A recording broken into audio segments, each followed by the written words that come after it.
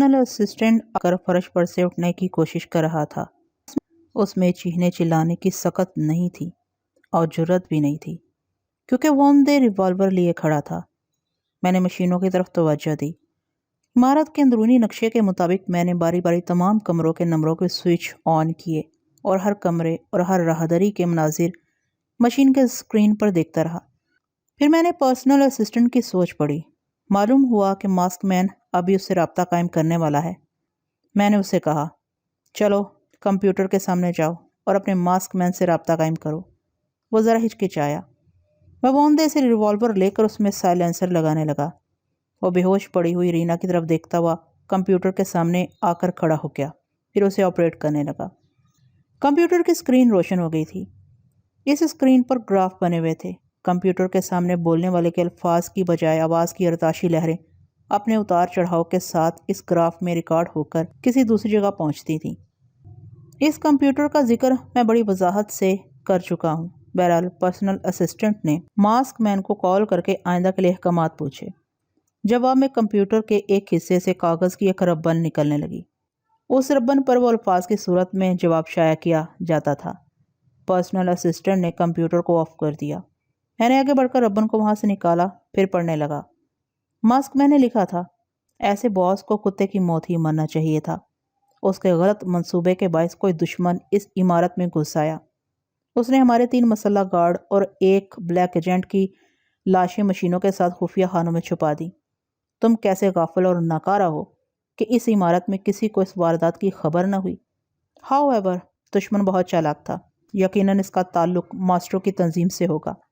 इन खुफिया मशीनों की मदद से इस इमारत के बेहतरे अंदरूनी राज मालूम कर चुका होगा और मुझे यकीन है कि वो दोबारा वापस आएगा। मेरे हुक्म की फ़ौरन तामील की जाए। इमारत के तमाम अहम कमरों और दोहरी छतों में खुफिया डायनामाइट का जाल बिछा दिया जाए। डायनामाइट के ब्लास्टिंग पॉइंट को इमारत से दूर किसी खुफिया मुकाम पर ले जाओ। अगर दुश्मन वहां गालिब आ जाए और किसी तरह से इमारत पर काबू हो जाए तो इस इमारत को एक ही धमाके से मसमार कर देना। बसूरत दीगर, चियांग शीका वहां पहुंचने वाला है। चालाक से चालाक दुश्मनों को मात देने के लिए वो तन्हा काफ़ी है। इसके पहुंचने से पहले डायनामाइट का जाल बिछा देना चाहिए। That's all. मास्कमैन का हुक्म पढ़ने के बाद मैंने वॉन-दे से कहा, तुम कंप्यूटर को ऑपरेट करो और मास्कमैन को खुशखबरी सुनाओ कि इसके तमाम अलकारी इमारत छोड़कर भागने वाले हैं। वॉन-दे ने कंप्यूटर को ऑन किया। स्क्रीन के ग्राफ रोशन हो गए और मैं वॉन-दे की खोपड़ी में बैठ गया। वो मेरी मर्जी के मुताबिक बोलने लगा। हेलो मास्कमैन, तुमने मेरे दोबारा यहाँ आने की पेशन गोई की और मैं यहाँ आ गया। तुमने अहम कमरों और दोहरी छतों में डायनामाइट का जाल बिछाने के लिए कहा।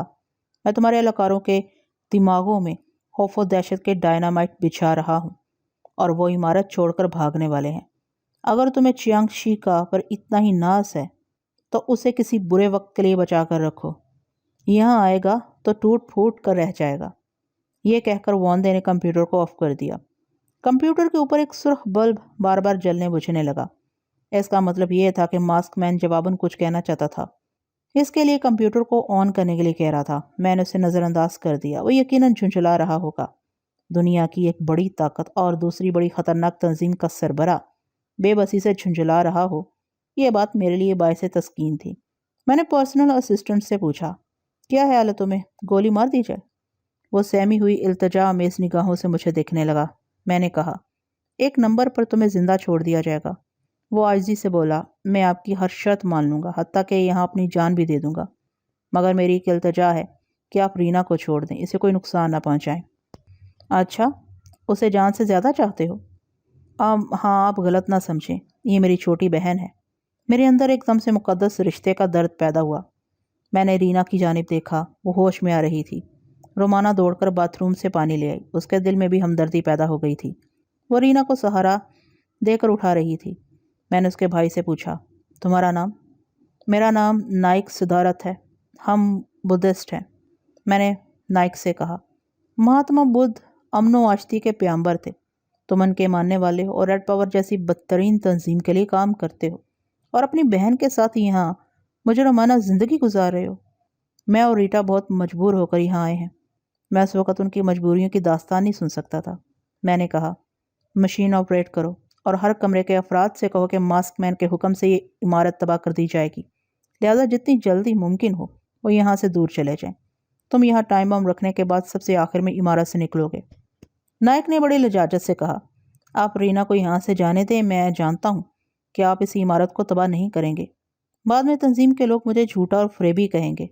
میں جب بھی اس عمارت سے نکلوں گا وہ مجھے قتل کر دیں گے۔ میں چاہتا ہوں کہ وہ میری بہن کو فریبی نہ سمجھیں۔ یہ پہلے یہاں سے چلی جائے۔ میں نے انکار میں سر ہلا کر کہا، تمہارے جھوٹ اور فریب کا انتقام لینے والے تمہاری بہن کو بھی زندہ نہیں چھوڑیں گے۔ تم دونوں بہن بھائی کی بھلائی اسی میں ہے کہ اب ہمارے ساتھ رہو، ہم تمہاری حفاظت کریں گے۔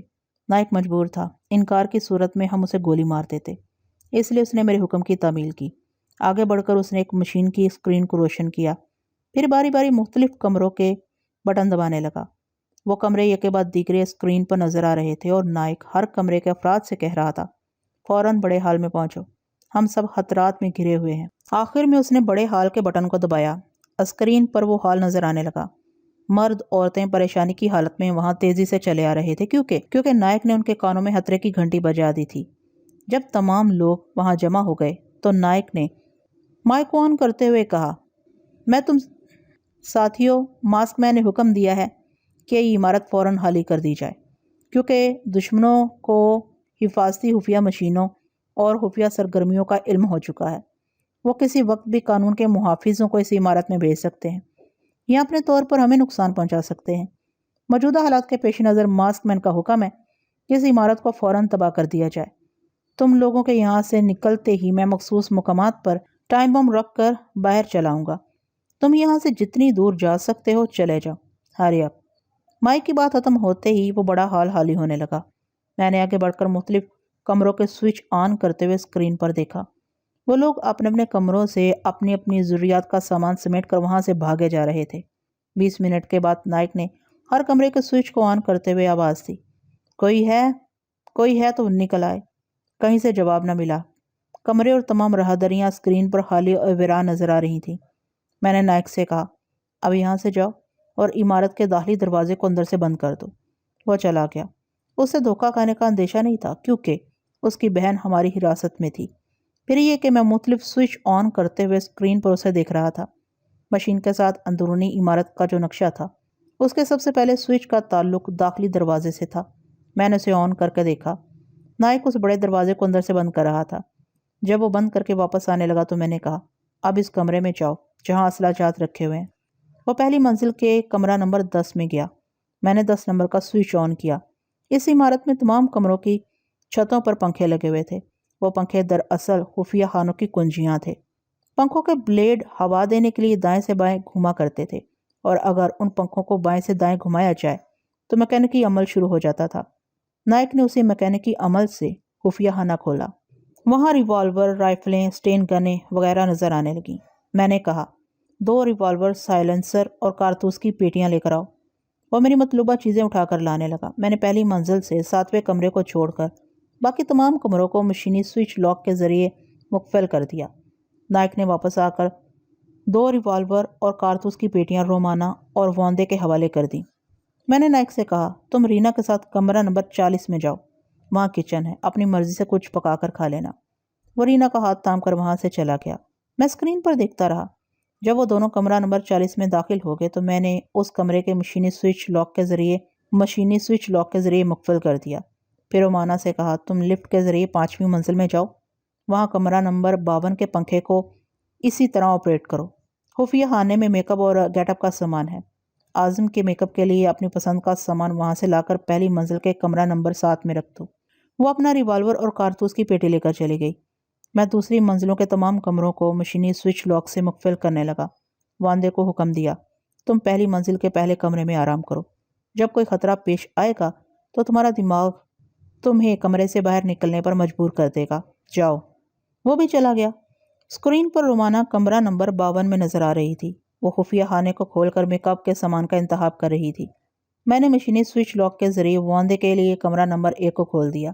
جب رومانہ سامان لے کر نکلی تو کمرہ نمبر 52 کو مقفل کر دیا۔ اس کے بعد ایک میز پر چڑھ کر چھت کے پنکھے کے تمام مشینوں کو خفیہ خانے میں بند کیا۔ کمرے سے باہر آ کر اسے چابی کے ذریعے مقفل کیا، پھر پہلی منزل کی طرف چل پڑا۔ رومانہ لفٹ کے ذریعے پہلی منزل کے کمرہ نمبر 7 میں پہنچ گئی۔ وہ ایک دفتری کمرہ تھا۔ اس دفتر کے اندرونی دروازے کو کھول کر وہ کمرہ نمبر 6 میں پہنچ گئی۔ وہ ایک پرتکلف بیڈ روم تھا۔ اس خوابگاہ کے ساتھ ایک باتھ روم اور کچن بھی تھا۔ وہ سوچنے لگی، اعظم کے لیے میک اپ کا سامان اس کمرے میں لانے کے لیے کہا گیا، اس کا مطلب یہ ہے کہ اعظم اسی کمرے میں آئے گا۔ وہ تھکن کا احساس کرتی ہوئی فوم کے ملائم بستر پر گر پڑی۔ کوالالمپور سے لے کر پینانگ تک کا طویل فاصلہ طے کرنے کے بعد اسے اب تک آرام کرنے کا موقع نہیں ملا تھا۔ وہ تھکی تھکی انگڑائی لینے لگی۔ تھکے ہوئے حسن میں کچھ زیادہ ہی جاذبیت پیدا ہو جاتی ہے۔ پیارا پیارا بیچارہ سا حسن لگتا ہے۔ جی چاہتا ہے کہ اسے بازوؤں میں سمیٹ کر بیچارگی کی ایسی کی تیسی کر دی جائے۔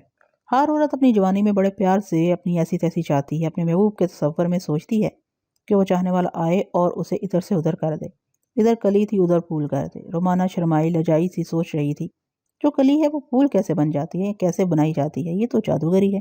کہاں ہو میرے جادوگر، میں بہت دور سے آئی ہوں۔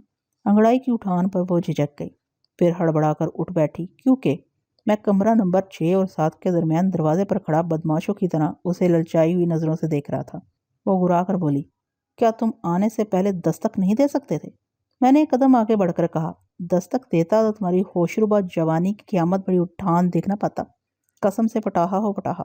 اس کا غصہ دھل گیا۔ وہ یک بیک مسکراتی ہوئی بستر سے اٹھتی ہوئی بولی، اچھا تو ایسے کہو نا، تم اس پٹاہے کی آتش فشانی دیکھنا چاہتے ہو؟ لو اب دل تھام کر دیکھو۔ وہ دونوں باہیں پھیلا کر آگے بڑھی۔ اس کی سوچ چگلی کھا رہی تھی کہ وہ کیا کرنا چاہتی ہے۔ پھر اس نے وہی کیا۔ قریب آتے ہی رولنگ کک ماری، یعنی گھومتی ہوئی لاتیں چلائیں۔ پہلے دائیں لات، پھر گھوم کر بائیں لات۔ اس کا وار کبھی حالی نہیں جاتا تھا، مگر حالی لاتیں گھوم کر رہ گئی تھی۔ میں ایک قدم پیچھے جا کر مسکرا رہا تھا۔ اس نے مجھے بے یقینی سے دیکھا۔ اب وہ جمناسٹک کے کرتب دکھانا چاہتی تھی، لیکن بلاؤز اور سکرٹ پہنے ہوئی تھی۔ کرتب کے دوران سکرٹ الٹ کر منہ پر آ جاتا تھا، اس لیے وہ مجھے گھورتی ہوئی اپنا لباس اتارنے لگی۔ میں نے خوشی کا اظہار کیا۔ شاباش، میں یہی چاہتا تھا کہ تم لباس کا تکلف ختم کر دو، بڑی سمجھدار ہو۔ وہ اندر ہی اندر پچوتاب کھا رہی تھی۔ لباس کے اندر جمنازم کا خوبصورت متصر سا لباس تھا۔ جمناسٹک کی انگلیوں سے تراشا ہوا خوبصورت بدن گلاب کی طرح کھل کر سامنے آ گیا تھا۔ بدن کے نشیب افراز جوانی کی گونگی زبان سے چیخ رہے تھے۔ میں چند لمحوں کے لیے سب کچھ بھول کر اس کے وجود کی بھول بھلیوں میں گم ہو گیا۔ ایسے وقت میں مار کھا جاتا، مگر ہا ہپ ہپ کی آواز نے مجھے چونکا دیا۔ وہ کبھی ہاتھوں کے بل الٹ رہی تھی، کبھی ٹانگوں کے بل پلٹ رہی تھی، ابھی ادھر ابھی ادھر میری نگاہوں کو بھٹکا رہی تھی تاکہ میں اس کے حملے کے صحیح وقت کا تعین نہ کر سکوں۔ لیکن میں تو اس کے دماغ میں تھا۔ آہستہ آہستہ جگہ بدل کر پلنگ کی طرف جا رہا تھا۔ تب اس نے اپنے لائن آف ایکشن کے مطابق بڑی زبردست فلائنگ کک ماری۔ یقیناً اس کی زد میں آنے والے کا منہ ٹوٹ جاتا، مگر اس نے منہ کی کھائی۔ میں عین وقت پر بیٹھ کر اٹھ گیا۔ وہ فضا میں اڑتی ہوئی میرے سر کے اوپر سے گزرتی ہوئی فوم کے ملائم بستر پر چت ہو گئی۔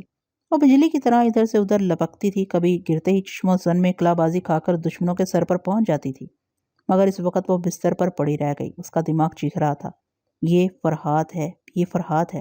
فرحات کی قسم، دنیا کا کوئی شخص اتنا پھرتیلا نہیں ہو سکتا کہ میرے حملے کے صحیح وقت کو سمجھتے ہوئے اپنا بچاؤ کر سکے۔ یہ فرحات ہے، یہ ٹیلی پیتھی کے ذریعے سمجھ لیتا ہے۔ یہ سوچ کر وہ بستر پر بیٹھ گئی۔ پھر اس نے پلٹ کر دیکھا۔ میں نے بڑے اطمینان سے داڑھی، مونچھ اور مصنوعی ناک اپنے چہرے سے اکھاڑ کر اس کی طرف اچھال دی۔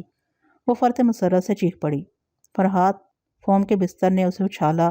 اس کے قدم فرش پر آئے، پھر فرش سے بھی قدم اچھلے اور دوسرے ہی لمحے وہ آ کر مجھ سے لپٹ گئی۔ خیال ہانی نے مجھے پہلے ہی بتا دیا تھا کہ وہ اسی طرح دیوانہ وار آئے گی۔ میں اسے سنبھالنے کے لیے اپنا توازن برقرار رکھ سکتا تھا، مگر ایسے وقت میں گرنے ہی میں مزہ آتا ہے، لہٰذا میں اسے لیے ہوئے قالین پر گر پڑا۔ مارے خوشی کے اس کے منہ سے آواز نہیں نکل رہی تھی۔ دونوں ہاتھوں سے میرے چہرے کو ٹٹول ٹٹول کر یقین کر رہی تھی کہ ایک طویل تھکا دینے والی تلاش کے بعد اس نے مجھے پا لیا ہے، اور مجھے اس کا تپتا ہوا بدن چھو رہا تھا، جگہ جگہ سے دستک دے رہا تھا، اپنے اندر کی آنچ سے بول رہا تھا، میں تمہیں پہچان رہی ہوں، تم مجھے پہچانو، میں ہوں سمندر کی بیٹی، طوفانی لہروں کی پروردہ۔ 7 سمندر مجھے پہچانتے ہیں، تم بھی مجھے پہچان لو گے جب میرے شباب کی آندھی بولے گی۔ میں نے اس آندھی کو سمیٹ لیا، اس کی تند و تیز سانسوں پر اپنی سانسوں کا گھیرا ڈال دیا۔ ہونٹوں کی ظالم انگلیوں سے مکھن جیسے چہرے کی چٹکیاں بھرنے لگا۔ پہلے وہ گلابی تھی، جذبوں کی آگ میں تپ کر سرخ ہونے لگی۔ اس کے سینے کی دھڑکنیں میرے سینے کی دیوار سے ٹکرا رہی تھی، ضدی بچے کی طرح مچل رہی تھی۔ بس وہ کھلونا چاہیے۔ 1 سال سے 100 سال تک ہر عمر کا بچہ اپنی پسند کا کھلونا چاہتا ہے۔ وہ مجھ سے کھلونا چاہتی تھی، میں اس سے کھلونا چاہتا تھا۔ انسان جب تک زندہ رہتا ہے اپنی خواہش کے کھلونے کا مطالبہ کرتا رہتا ہے، جب مل جائے تو آپس میں چھینتا چھپڑتا رہتا ہے، تختہ ہارتا رہتا ہے، پھر ہارتے ہارتے ایک دوسرے کو جیت کر نڈھال ہو جاتا ہے۔ سمندر کی طوفانی لہریں تک ہار کر شانت ہو گئی۔ ہم ساحل پر آ کر سستانے لگے، اسی لیے ہمیں دروازے پر دستک سنائی دی۔ ابھی ہم دونوں ایک دوسرے میں جذب رہنا چاہتے تھے۔ میں نے سوچ کے ہاتھوں سے دستک دینے والے کے دماغ کا دروازہ کھولا۔ اس بند عمارت میں وانڈے کے سوا کوئی دوسرا دستک دینے والا نہیں آ سکتا تھا۔ میں نے سوچ کے ذریعے پوچھا، کیا بات ہے وانڈے؟ میں نے پہلی بار سوچ کے ذریعے اسے رابطہ قائم کیا تھا، اس لیے وہ حیرانی سے اپنی کھوپڑی سے ہلانے لگا۔ میں نے کہا، تعجب نہ کرو، تم دیکھ چکے ہو کہ میں کس طرح دوسروں کی کھوپڑی گھما دیتا ہوں۔ کیا ابھی تک تمہیں ٹیلیپیتھی کا انداز سمجھ نہیں آیا؟ وہاں کہنے کے لیے اوپر سے نیچے سر ہلانے لگا۔ میں نے کہا، تو پھر بتاؤ کس لیے دستک دے رہے ہو؟ وہ سوچ کی بجائے زبان سے بولنے لگا، سر، اس عمارت سے بھاگنے والوں میں سے 2 شخص واپس آئے تھے۔ پہلے انہوں نے دور سے ٹارچ کی روشنی پھینکی۔ میں کھڑکی کے پاس جا کھڑا ہوا تھا۔ انہیں نظر آ گیا، میری موجودگی سے وہ سمجھ گئے کہ عمارت ابھی تباہ نہیں کی جائے گی۔ وہ قریب آ گئے، مجھے آوازیں دینے لگے۔ میں نے کہا، یہاں سے چلے جاؤ، یہ عمارت پولیس والوں کی نظروں میں آ چکی ہے۔ وہ بحث کرنے لگے کہ میں پولیس کا آدمی نہیں ہوں تو پھر یہاں کیا کر رہا ہوں۔ تب میں نے ریوالور میں سائلنسر لگا کر ایک شخص کو گولی کا نشانہ بنایا، مگر نشانہ چوک گیا۔ وہ دونوں بھاگ گئے۔ اب ہو سکتا ہے کہ پوری ٹیم کے ساتھ واپس آئیں۔ میں نے کہا، انہیں آنے دو، تم جا کر آرام کرو۔ وہ واپس چلا گیا۔ رومانہ خاموشی سے میرا منہ تک رہی تھی۔ اس نے پوچھا، تم ٹیلیپیتھی کے ذریعے باتیں کر رہے تھے؟ ہاں، وہ کہہ رہا تھا کہ… وہ میری بات کاٹ کر مجھے دھکا دیتی ہوئی بولی، ٹیلیپیتھی جانتے ہوئے تم نے مجھ سے رابطہ کیوں نہیں قائم کیا؟ کیا تھا، میں ہمیشہ تمہارے پاس موجود رہا۔ تم بحری جہاز میں ٹرگون سونی اور عاظم کے ساتھ تھی۔ جب آپ دوز والے عاظم کو پکڑنے آئے تھے، اس وقت میں نے عاظم کے ذریعے بحری جہاز میں ٹیلیپیتھی کا مظاہرہ کیا تھا۔ تم سونیا کے ساتھ اسکندریہ گئی، وہاں ہوٹل المانیہ کے سٹیج پر جب اس فری سٹائل چیمپئن نے تمہاری ٹانگوں کو لاک کر کے تمہیں بے بس بنا دیا تھا، اس وقت میں نے ہی اس پہلوان کو دماغی طور سے ذرا کمزور کر دیا تاکہ تم اس کے داؤ سے نکل سکو، مگر تم نے تو اس بیچارے کی آنکھیں پھوڑ دی۔ وہ آنکھیں پھاڑ پھاڑ کر مجھے دیکھ رہی تھی، پھر غصے سے بولی، تم اتنے عرصے تک خاموشی سے ساتھ رہے، میرے بے قراری اور میرے تڑپنے کا تماشا دیکھتے رہے۔ ہاں، میں چاہتا تھا کہ تم خود ہی مجھے پہچان کر میرے پاس آؤ۔ حسن و شباب تو مجھے کہیں بھی مل جاتا ہے۔ میں تمہیں اور سونیا کو اس لیے دل و جان سے چاہتا ہوں کہ تم دونوں دلیر، بے باک، ذہین اور باصلاحیت ہو، اور دیکھو تم اپنی ذہانت سے مجھے پہچان کر یہاں چلی آئیں۔ وہ ناگواری سے بولی، سونیا بھی کبھی آ جائے گی۔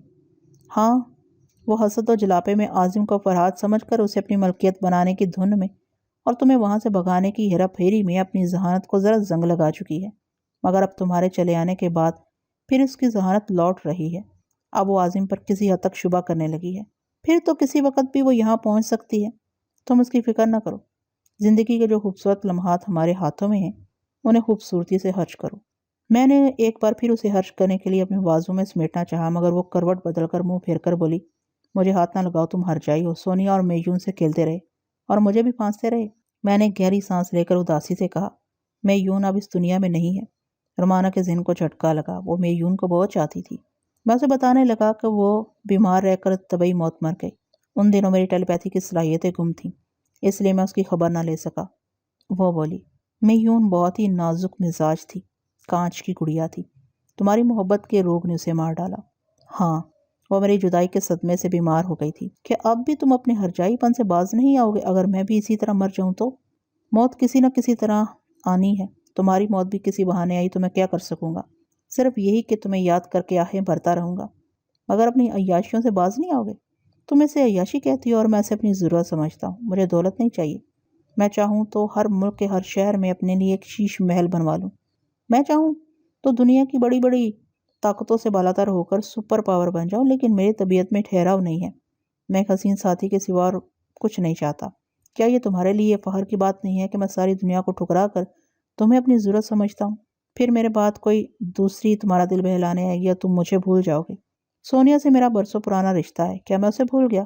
نہیں، تم اور سونیا 2 ایسی ہستیاں ہیں جنہیں میں مرتے دم تک نہیں بھول سکتا ہوں، نہ زیادہ دنوں تک تم لوگوں سے جدا رہ سکتا ہوں۔ سونیا کی جدائی کب ختم کر رہے ہو؟ جب وہ تمہاری طرح ذہانت سے کام لے کر مجھے ڈھونڈ لے گی۔ ایک نیام میں 2 تلواریں کیسے رہیں گی؟ تلوار کی مثال پرانے زمانے کی ہے، نئے دور کی بات کرو۔ ایک ریوالور کے چیمبر میں 6 گولیاں رہتی ہیں، ابھی میرے چیمبر میں 2 ہیں۔ تمہاری باتیں زہر لگ رہی ہیں، جو زہر لگے اسے چھوڑ دو۔ میرا پیار کیسا لگا؟ اس کی سوچ ان لمحات کو یاد کرنے لگی جب میرا پیار اس کے وجود میں سفر کر رہا تھا۔ وہ اندر سے جذبوں کی بارش میں بھیگ گئی، مگر اوپر سے ذرا اترا کر بولی، میں نے ہنستے ہوئے کہا۔ اوپر سے کہنے سے اندر کی ہائے بھول گئی کہ میں اندر کی بولیاں سنتا ہوں۔ واقعی وہ بھول گئی تھی کہ میں اس کی سوچ پڑھ سکتا ہوں۔ میں نے یاد دلایا تو ایک دم سے شرما کر منہ چھپانے لگی۔ میں نے پوچھا کیا منہ چھپانے سے تمہاری سوچ اور تمہاری محبت چھپ جائے گی؟ وہ سوچنے لگی کیا مصیبت ہے، دوسری عورتیں اپنا ظاہر بھی چھپا لیتی ہیں اور میں اپنے باطن کی ایک بات بھی نہیں چھپا سکتی۔ کیسے مت سے بالا پڑا ہے۔ وہ یک بجک کروٹ بدل کر میری آغوش میں چھپ گئی، پھر التجا امیز لہجے میں بولی، تم جیسے بھی ہو میرے ہو، اب مجھے کبھی چھوڑ کر نہیں جانا۔ تم جانتے ہو تمہارے سوا اس دنیا میں میرا کوئی نہیں ہے۔ میں جانتا ہوں اور تمہارے دل میں میرے لیے جو پیار کی انتہا ہے اسے بھی سمجھتا ہوں۔ میں تمہیں کبھی چھوڑ کر نہیں جاؤں گا، لیکن ہم سب تقدیر کے ہاتھوں میں کھلونے ہیں۔ اگر کبھی عارضی جدائی ہوئی تو میں اپنی کوششوں سے فوراً آ ملوں گا، اور بحالت مجبوری جب تک مل نہ سکیں گے اس وقت تک خیال ہانی کے ذریعے رابطہ قائم رکھوں گا۔ ہاں وعدہ کرتا ہوں خواہ کچھ ہو میں تم سے دماغی رابطہ رکھوں گا۔ اگر کبھی میں نے آپ بیتی لکھی تو میری اس داستان حیات میں تمہارا اور سونیا کا نام سب سے زیادہ روشن رہے گا۔ جب تک میرا دل دھڑک رہا ہے میں زندہ ہوں، اور جب تک تم میری حیات میں دھڑکتی رہو گی میری داستان بھی زندہ اور روشن رہے گی۔ خوشی کے مارے اس کا بدن میری آغوش میں اترانے لگا۔ جمناسٹک کی لاڈلی کا انگ انگ پھڑکتا تھا، وہ پارے کی طرح مچل رہی تھی۔ میرے لیے ایک چیلنج بن جاتی تھی کہ میں اسے سنبھالے رکھوں، جذبوں کی ہلچل میں اور خواہشات کے جنون میں اسے اپنی گرفت سے باہر بکھرنے نہ دوں، ورنہ میری شیخ زوری منہ دیکھتی رہ جائے گی کہ میں اس کی خاموشی سے چیلنج کرنے والی اداؤں کو کبھی نہیں بھول سکوں گا۔ مگر اس بار ہم تمام ارمانوں کے سمندر کو سمیٹنے کے باوجود پیاسے رہے، کیونکہ اچانک ہی تڑاک سے کھڑکی کا شیشہ ٹوٹنے کی آواز آئی تھی۔ ہم دونوں ہڑبڑا کر الگ ہو گئے۔ پہلی منزل کی وہ کھڑکی باہر کی طرف کھلتی تھی۔ میں تو چند ساتوں تک اس کھڑکی کو دیکھتا ہی رہ گیا، مگر محتاط رہنے کی عادت رومانہ کی گھٹی میں پڑی ہوئی تھی۔ وہ بچپن ہی سے خطرات کے مزاج کو سمجھتی اور ان سے کھیلتی آئی تھی۔ میرے سوچنے سمجھنے اور کچھ کہنے سے پہلے ہی وہ بستر سے اچھل کر جمناسٹک کے کرتب دکھاتی ہوئی سوئچ بورڈ کی طرف گئی اور سوئچ آف کر دیا۔ کمرہ گہری تاریکی میں ڈوب گیا۔ آنے والی موت اس تاریکی میں آسانی سے ہمیں ڈھونڈ نہیں سکتی تھی، اس لیے تو میں سونیا اور رومانہ پر جان دیتا ہوں۔ وہ صرف سیج پر ہی نہیں، زندگی کے سٹیج پر بھی بجلی کی طرح لپکتی ہیں۔ اب میرے ایکشن کی باری تھی۔ میں چپ چاپ بستر سے لڑک کر فرش پر بچھے ہوئے قالین پر آ گیا، پھر آواز کیے بغیر کھڑکی کی جانب رینگنے لگا۔ وہاں سے 3 قدم کا فاصلہ تھا، مگر رینگ کر فاصلہ طے کرنے میں ذرا وقت لگ جاتا ہے۔ جب میں وہاں پہنچا تو کھڑکی کے باہر ایک انسانی سایہ نظر آیا۔ وہ ایک رسی کو تھام کر لٹکتا ہوا کھڑکی تک پہنچ گیا تھا اور اب کھڑکی کے فریم پر اپنے پاؤں جما رہا تھا۔ پھر اس کی آواز سنائی دی، اس کمرے میں پہلے روشنی تھی، اب اندھیرا ہو گیا ہے۔ میں جانتا ہوں یہاں ضرور کوئی ہے۔ بہرحال یہ عمارت چاروں طرف سے گھیر لی گئی ہے۔ میں چھپنے والوں سے کہتا ہوں کہ وہ نیچے جا کر دروازہ کھول دے، ورنہ بات پوری ہونے سے پہلے ہی اس کے حلق سے ایک فلک شگاف چیخ نکلی۔ رسی اس کے ہاتھوں سے چھوٹ گئی اور وہ الٹ کر نیچے چلا گیا۔ اس کی سوچ نے بتایا کہ اسے بجلی کا شاک پہنچا ہے۔ بعد میں پتا چلا کہ رومانہ نے بجلی کے ننگے تار کو اس کے پاؤں سے لگا دیا تھا۔ بہرحال وہ پہلی منزل سے نیچے گرا تھا۔ ایک تو اسے سخت چوٹیں آئی تھی، دوسرے بجلی کے جھٹکے نے اس کے دماغ میں تاریکیاں بھر دیں۔ اس کے بے ہوش ہونے سے پہلے میں نے اس کے ڈوبتے ہوئے ذہن سے دوسرے لوگوں کی آوازیں سنی۔ ارے کیا ہوا؟ دوسرے نے کہا، کمرہ نمبر 7 کی کھڑکی سے کسی نے اس پر حملہ کیا ہے۔ کھڑکی سے گرنے والا بے ہوش ہو چکا تھا۔ میں دوسرے کے دماغ میں پہنچ گیا۔ وہ اپنے ساتھی سے کہہ رہا تھا، تم اسے دیکھو، میں دوسروں کو محتاط رہنے کی تاکید کرتا ہوں۔ یہ کہتے اس نے ایئر فون کانوں پر پہن لیا۔ ایئر فون کے ساتھ لگا ہوا ایک مائک اس کے منہ کے سامنے آ گیا۔ اس کی سوچ بتا رہی تھی کہ عمارت کے چاروں طرف رسیاں لٹک رہی ہیں اور ان رسیوں کے ذریعے کتنے مسلح جوان عمارت کی مختلف منزلوں کی کھڑکیوں سے پہنچ رہے ہیں۔ میں نے فوراً ہی اٹھ کر رومانہ سے کہا۔ رومانہ فوراً لباس پہن کر کمرہ نمبر 45 میں پہنچو، کھڑکیوں کے ذریعے اندر آ رہے ہیں۔ یہ کہہ کر میں بھاگتا چلا گیا، کمرے کا دروازہ کھول کر لفٹ کی جانب دوڑنے لگا۔ وان نے میرے پاس آ رہا تھا، وہ بھی میرے ساتھ ہو گیا۔ لفٹ میں پہنچ کر میں نے اسے بتایا کہ دشمنوں نے ریچنگ ٹارگٹ گن سے عمارت کی چھت پر بوزی کمندیں پھینکی ہیں اور وہ مختلف منزلوں کی مختلف کھڑکیوں کے راستے عمارت میں داخل ہو رہے ہیں۔ 4تھی منزل پر پہنچ کر میں نے لفٹ نیچے بھیج دی تاکہ رومانہ آ جائے۔ کمرہ نمبر 45 کے دروازے پر واندے کو کھڑا کیا، پھر اندر آ کر چھت کے پنکھے کے میکنزم پر عمل کیا۔ خفیہ خانہ کھل گیا، مشینیں باہر آ گئیں۔ میں نے اسکرین کو آن کرنے کے بعد سب سے پہلے 7 نمبر کے کمرے کا سوئچ آن کیا۔ رومانہ کمرے میں نہیں تھی۔ میں نے سوچ کے ذریعے معلوم کیا وہ لفٹ میں تھی اور میری طرف آ رہی تھی۔ میں مطمئن ہو کر باری باری ہر کمرے کی اسکرین پر دیکھنے لگا۔ کمرہ نمبر 10 میں नायक और रीना को बंद किया गया था। वहाँ खिड़की के रास्ते एक नौजवान पहुँच गया था। वो नायक से कह रहा था, तुम्हारा फेंका हुआ कागज़ का गोला हमें मिल गया था। तुमने लिखा है कि सिर्फ एक नौजवान लड़की और 2 मर्दों ने इस इमारत पर कब्जा किया है। आखिर वो हैं कौन? क्या तुम इन्हें पहचानते हो? जवाब में मैंने नायक की खोपड़ी घुमा दी। उसने नौजवान के मुंह पर एक घूंसा रसीद किया। नौजवान ने जवाबन एक घूंसा मारते हुए पूछा, क्या तुम्हारा दिमाग खराब हो गया है? नायक ने इस पर हमला करने के लिए एक गुलदान उठा लिया। नौजवान ने मजबूरन गोली चला दी। उधर नायक जमीन पर गिरा, उधर मैंने मसल्ला नौजवान को झटका पहुंचाया। वो पीछे की जानब लड़खड़ाता हुआ खिड़की के पास गया। दूसरे झटके में वो आधा खिड़की से बाहर झूल गया। मैंने रीना की सोच में कहा, कमबख्त मेरे भाई का कातिल। रीना झुंझलाकर दौड़ती हुई खिड़की के पास आई, फिर नौजवान की दोनों टांगें उठा दी। देखते ही देखते वो मुतसर सी चीख के साथ बाहर जा चुका था। रोमाना मेरे पास आ गई थी। वांदे रिवॉल्वर लिए दरवाजे पर खड़ा था। हम तीनों चौथी मंजिल पर थे, इसलिए मैंने चौथी मंजिल के कमरों को स्क्रीन पर देखा। कमरा नंबर 48 में एक नौजवान आ गया था। मैंने वांदे से कहा, 48 नंबर के दरवाजे को देखो, जो भी बाहर आए शूट कर दो। फिर मैंने 48 नंबर के स्क्रीन को ऑन करके कहा, हेलो, हम 45 नंबर में पहुंच गए हैं। बॉस का हुक्म है कि सब इधर आ जाएं, तुम भी आ जाओ। मैंने 48 नंबर का स्विच लॉक हटा दिया। उस मुसल्ला नौजवान के लिए मौत का दरवाज़ा खुल गया। जैसे ही वो बाहर आया, वांदे ने गोली चला दी। उसके साथ ही कहीं दूसरी तरफ से गोली चलने की आवाज़ आई। वांदे कमरे में आकर गिरा। रोमाना ने दरवाजे को अंदर से बंद कर दिया। वो बोला, मैं हैरियत से हूँ मगर 4 मसल्ला अफराद इस मंजिल पर पहुँच गए हैं। रोमाना मेरे पास आ गई थी। वांदे रिवॉल्वर लिए दरवाजे पर खड़ा था। हम तीनों चौथी मंजिल पर थे, इसलिए मैंने चौथी मंजिल के कमरों को स्क्रीन पर देखा। कमरा नंबर 48 में एक नौजवान आ गया था। मैंने वांदे से कहा, 48 नंबर के दरवाजे को देखो, जो भी बाहर आए शूट कर दो। फिर मैंने 48 नंबर के स्क्रीन को ऑन करके कहा, हेलो, हम 45 नंबर में पहुंच गए हैं। बॉस का हुक्म है कि सब इधर आ जाएं, तुम भी आ जाओ। मैंने 48 नंबर का स्विच लॉक हटा दिया। उस मसल्ला नौजवान के लिए मौत का दरवाज़ा खुल गया। जैसे ही वो बाहर आया, वांदे ने गोली चला दी। उसके साथ ही कहीं दूसरी तरफ से गोली चलने की आवाज़ आई। वांदे कमरे में आकर गिरा। रोमाना ने दरवाजे को अंदर से बंद कर दिया। वो बोला, मैं हैरियत से हूँ मगर 4 मसल्ला अफराद इस मंजिल पर पहुंच गए हैं। मैंने अपनी मंजिल की राहदरी का स्विच ऑन किया तो स्क्रीन पर राहदरी का मंजर दिखाई दिया। वहाँ अब 4 से भी ज़्यादा अफराद थे। लिफ्ट के ज़रिए कुछ और लोग भी आ रहे थे, क्योंकि इस इमारत में कमरा नंबर 45 बहुत अहम था। वहाँ अब स्क्रीन पर पूरी इमारत को अंदर से देखकर छुपे हुए दुश्मनों को बाहर आने पर मजबूर किया जा सकता था।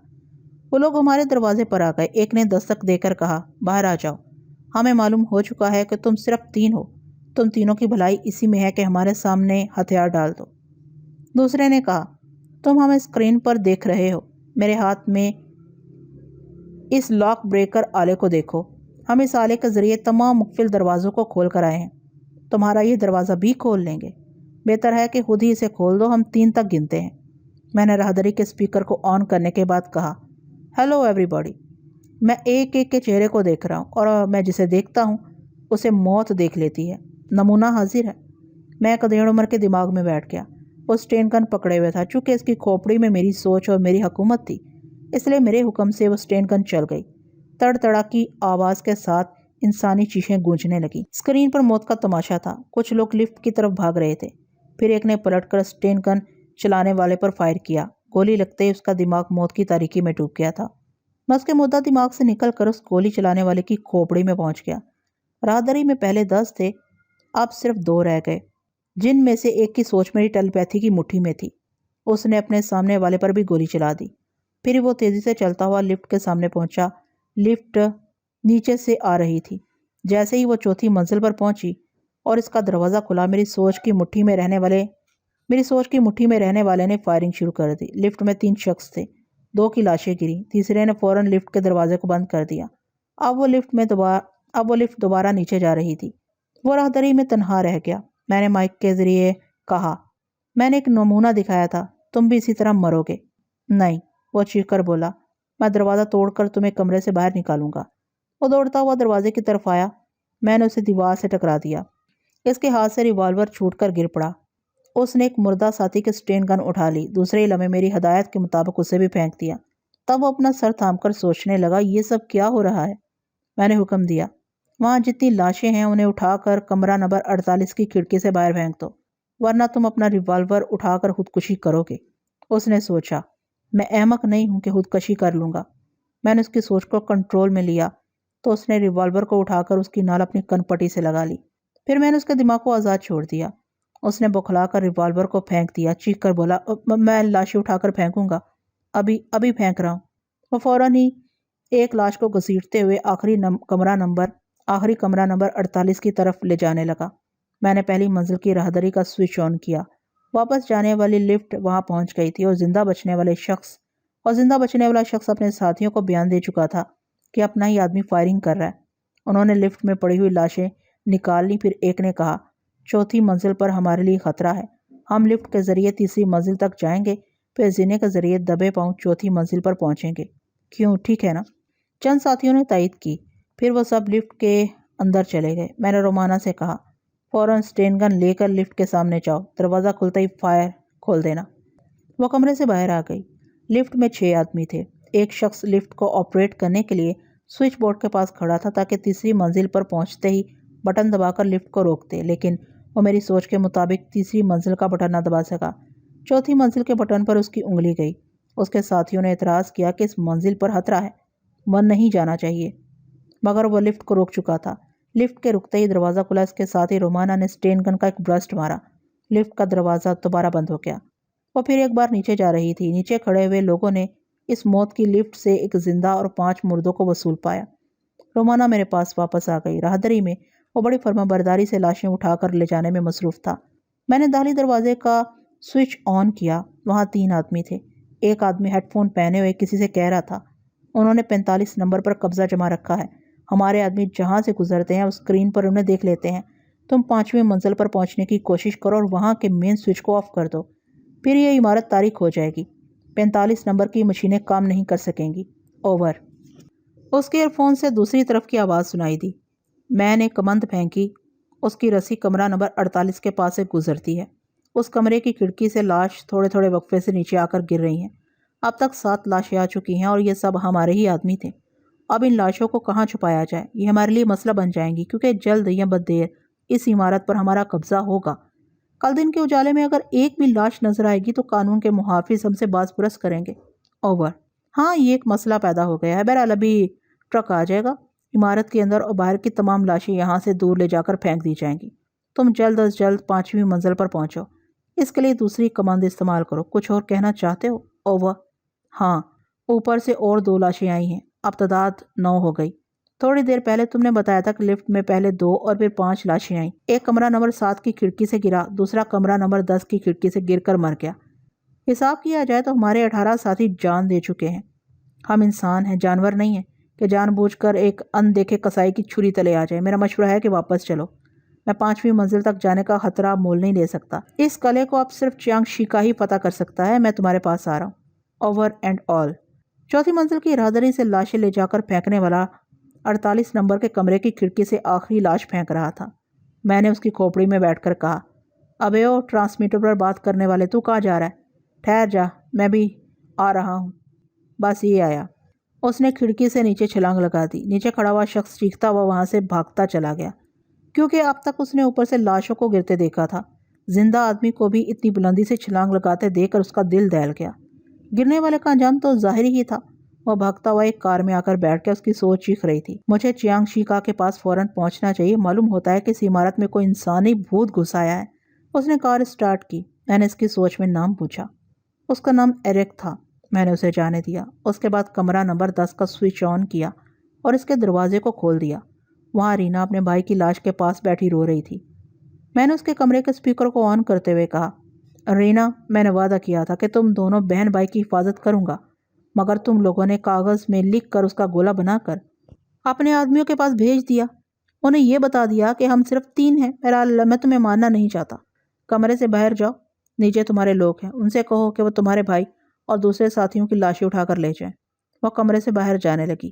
میں نے رومانا سے کہا، تم یہاں آ کر مشین آپریٹ کرو، عمارت کے اندرونی حصوں کو اسکرین پر دیکھتی رہو، خاص طور سے 5ویں منزل کے مین سوئچ کی نگرانی کرتی رہو، اور وانتے، تم باتھ روم سے پانی لے جا کر راہدری میں پھیلے ہوئے لہو کو صاف کر دو۔ وہ دونوں اپنے کاموں میں لگ گئے۔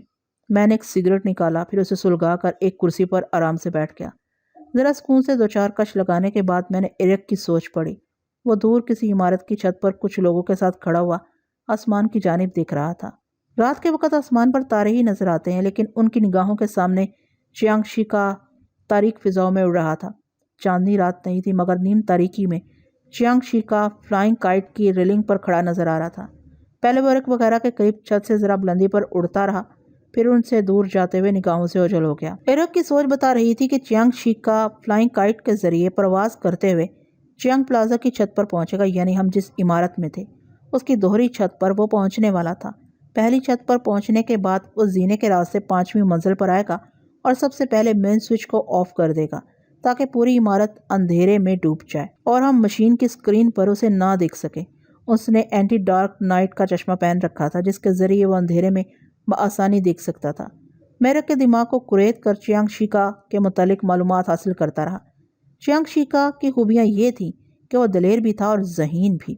ریڈ پاور کی تنظیم میں اس کا ریکارڈ تھا کہ وہ ماسٹروں کے خلاف جس مہم پر جاتا ہے فاتح بن کر واپس آتا ہے۔ اس کی لغت میں شکست اور ناکامی کے الفاظ نہیں تھے۔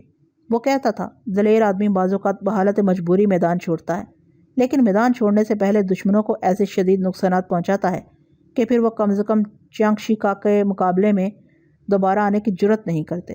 اس کا مطلب یہ تھا کہ وہ محض دلیر اور ذہین ہی نہیں، ضدی اور مکار بھی تھا۔ زندہ سلامت رہ جانے والے دشمنوں کو نقصان پہنچانے کے کنڈے جانتا تھا۔ اس سے بڑی دلچسپ اور بڑی خطرناک ملاقات ہونے والی تھی۔ ایرک کی سوچ پڑھنے کے دوران مجھے رومانا کی آواز سنائی دی۔ وہ حیرانی سے بولی، مادام زہریلی؟ میں نے چونک کر دروازے کی طرف دیکھا۔ رومانا بولی، وہاں نہیں، یہاں اسکرین پر دیکھو، وہ اس عمارت میں پہنچ گئی ہے۔ میں اپنی جگہ سے اٹھ کر اسکرین کے سامنے آیا۔ داخلی دروازے کے پاس مادام زہریلی نظر آ رہی تھی۔ اس کے آس پاس 3 لہیم و شئیم قداور مسلح جوان کھڑے ہوئے تھے۔ ان کے حلیے اور ان کی جسامت سے تو یہی ظاہر تھا کہ وہ مارنے یا مر جانے والے لوگ ہیں۔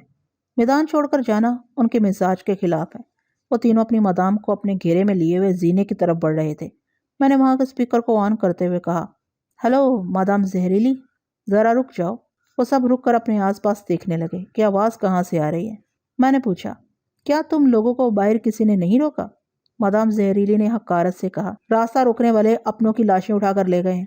میں سمجھ گئی ہوں کہ اس عمارت سے اتنی لاشیں ایکسپورٹ کرنے والا چیانگ شیکا ہی ہو سکتا ہے، اور وہ تم ہو۔ وہ مجھے چیانگ شیکا سمجھ رہی تھی۔ میں نے کہا، میں جانتا ہوں تم چیانگ شیکا سے انتقام لینے آئی ہو۔ وہ تمہیں اس عمارت کی چھت پر ملے گا، میں تمہاری رہنمائی کر دوں۔ تم لفٹ کے ذریعے 5ویں منزل پر پہنچو گی، پھر زینے کے راستے چھت پر پہنچ جاؤ گی۔ تم کون ہو؟ اس نے پوچھا۔ میں لاشوں کا ایکسپورٹر ہوں۔ چیانگ شیکا سے 2 ہاتھ کرنے آیا تھا، وہ نہیں ملا۔ میں نے اس کے آدمی کو جہنم میں پہنچا دیا۔ اب اطلاع ملی ہے کہ وہ فلائنگ کائٹ میں پرواز کرتا ہوا عمارت کی چھت پر پہنچنے والا ہے۔ یہ اطلاع تمہیں کہاں سے ملی؟ یہ میرا ذاتی راز ہے۔ تمہیں یقین نہ ہو تو چھت پر جا کر دیکھو، وہ پہنچنے ہی والا ہے۔ اگر تم نے وہاں پہنچنے میں دیر کر دی تو وہ یہاں آ کر مین سوئچ آف کر دے گا۔ یہ عمارت تاریکی میں ڈوب جائے گی، پھر اسے تم نہیں دیکھ سکو گی۔ وہ اپنی ڈارک نائٹ لینس سے تم سب کو دیکھتا رہے گا۔ وہ کہنے لگی، فکر نہ کرو، ہم بھی تمام آلات سے لیس ہو کر آئے ہیں۔ وہ تاریکی میں ہم سے چھپ نہیں سکے گا۔ ابھی تو ہم تمہیں ڈھونڈ کر باہر نکالیں گے۔ میں نے کہا، اچھی بات ہے، تو پھر آ کر ڈھونڈ لو۔ وہ اپنے محافظوں کے ساتھ لفٹ کی طرف جانے لگی۔ میں نے اس کی سوچ میں کہا، پتہ نہیں کون بول رہا تھا اور کہاں سے بول رہا تھا، ہم لوگوں کو الگ الگ منزل پر جانا چاہیے۔ انہوں نے اپنے ایک محافظ سے کہا، ڈیوڈ تم 5ویں منزل پر جاؤ اور چھت پر پہنچ کر دیکھو، کوئی قابل ذکر بات ہوئی تو ہمیں فوراً اطلاع دو۔ وہ سب پہلی منزل پر پہنچے۔ ڈیوڈ اس لفٹ کو لے کر 5ویں منزل پر چلا گیا۔ میں نے رومانا سے کہا، تم اسکرین پر زہریلی کو دیکھتی رہو، میں دماغ کی اسکرین پر ڈیوڈ کو دیکھوں گا۔ میں پھر کرسی پر آ کر بیٹھ گیا۔ ڈیوڈ 5ویں منزل پر پہنچ گیا تھا اور اب زینا طے کرتے ہوئے چھت پر جا رہا تھا۔ اس کے ایک ہاتھ میں ریوالور اور دوسرے ہاتھ میں پاکٹ سائز ٹرانسمیٹر تھا۔ وہ چھت پر پہنچنے کے بعد محتاط نظروں سے آس پاس دیکھنے لگا۔ میں نے اس کی سوچ میں کہا، مجھے آسمان کی طرف بھی دیکھنا چاہیے، ہو سکتا ہے کہ وہ فلائنگ کائٹ کے ذریعے آتا ہو۔ دوسرا وہ سر اٹھا کر آسمان کی طرف دیکھنے لگا۔ تاروں کی مدھم سی روشنی میں چھت کسی حد تک نظر آ رہی تھی، مگر نیم تاریک فضاؤں میں دور پرواز کرتا ہوا پرندہ نظر نہیں آ سکتا تھا۔ اس نے اپنی پشت پر بندھی ہوئی کٹ کھول کر اینٹی ڈارک نائٹ کا چشمہ نکالا، پھر اسے آنکھوں پر چڑھا کر دیکھنے لگا۔ اسی وقت رومانا نے کہا، فرہاد وہ زہریلی 7 نمبر کمرے میں پہنچ گئی ہے۔ میں جلدی میں وہاں اپنا بیگ چھوڑ کر آ گئی تھی۔ میں فوراً اسکرین کے سامنے پہنچ گیا۔ زہریلی رومانا کا بیگ کھول کر دیکھ رہی تھی۔ میں نے کمرہ نمبر 7 کے ساؤنڈ کو آن کیا۔ وہ اپنے ساتھیوں سے کہہ رہی تھی، ارے یہ تو رومانا کا بیگ ہے، یہ دیکھو وہ کوالالمپور سے یہ بلاؤز اور پیٹی کوٹ پہن کر آئی تھی۔ وہ منہ بنا کر پیٹی کوٹ کو ایک طرف پھینکتی ہوئی بولی، اس کپڑے سے پتہ چل رہا ہے کہ وہ اپنے کسی یار کے ساتھ یہاں عیش کر رہی تھی۔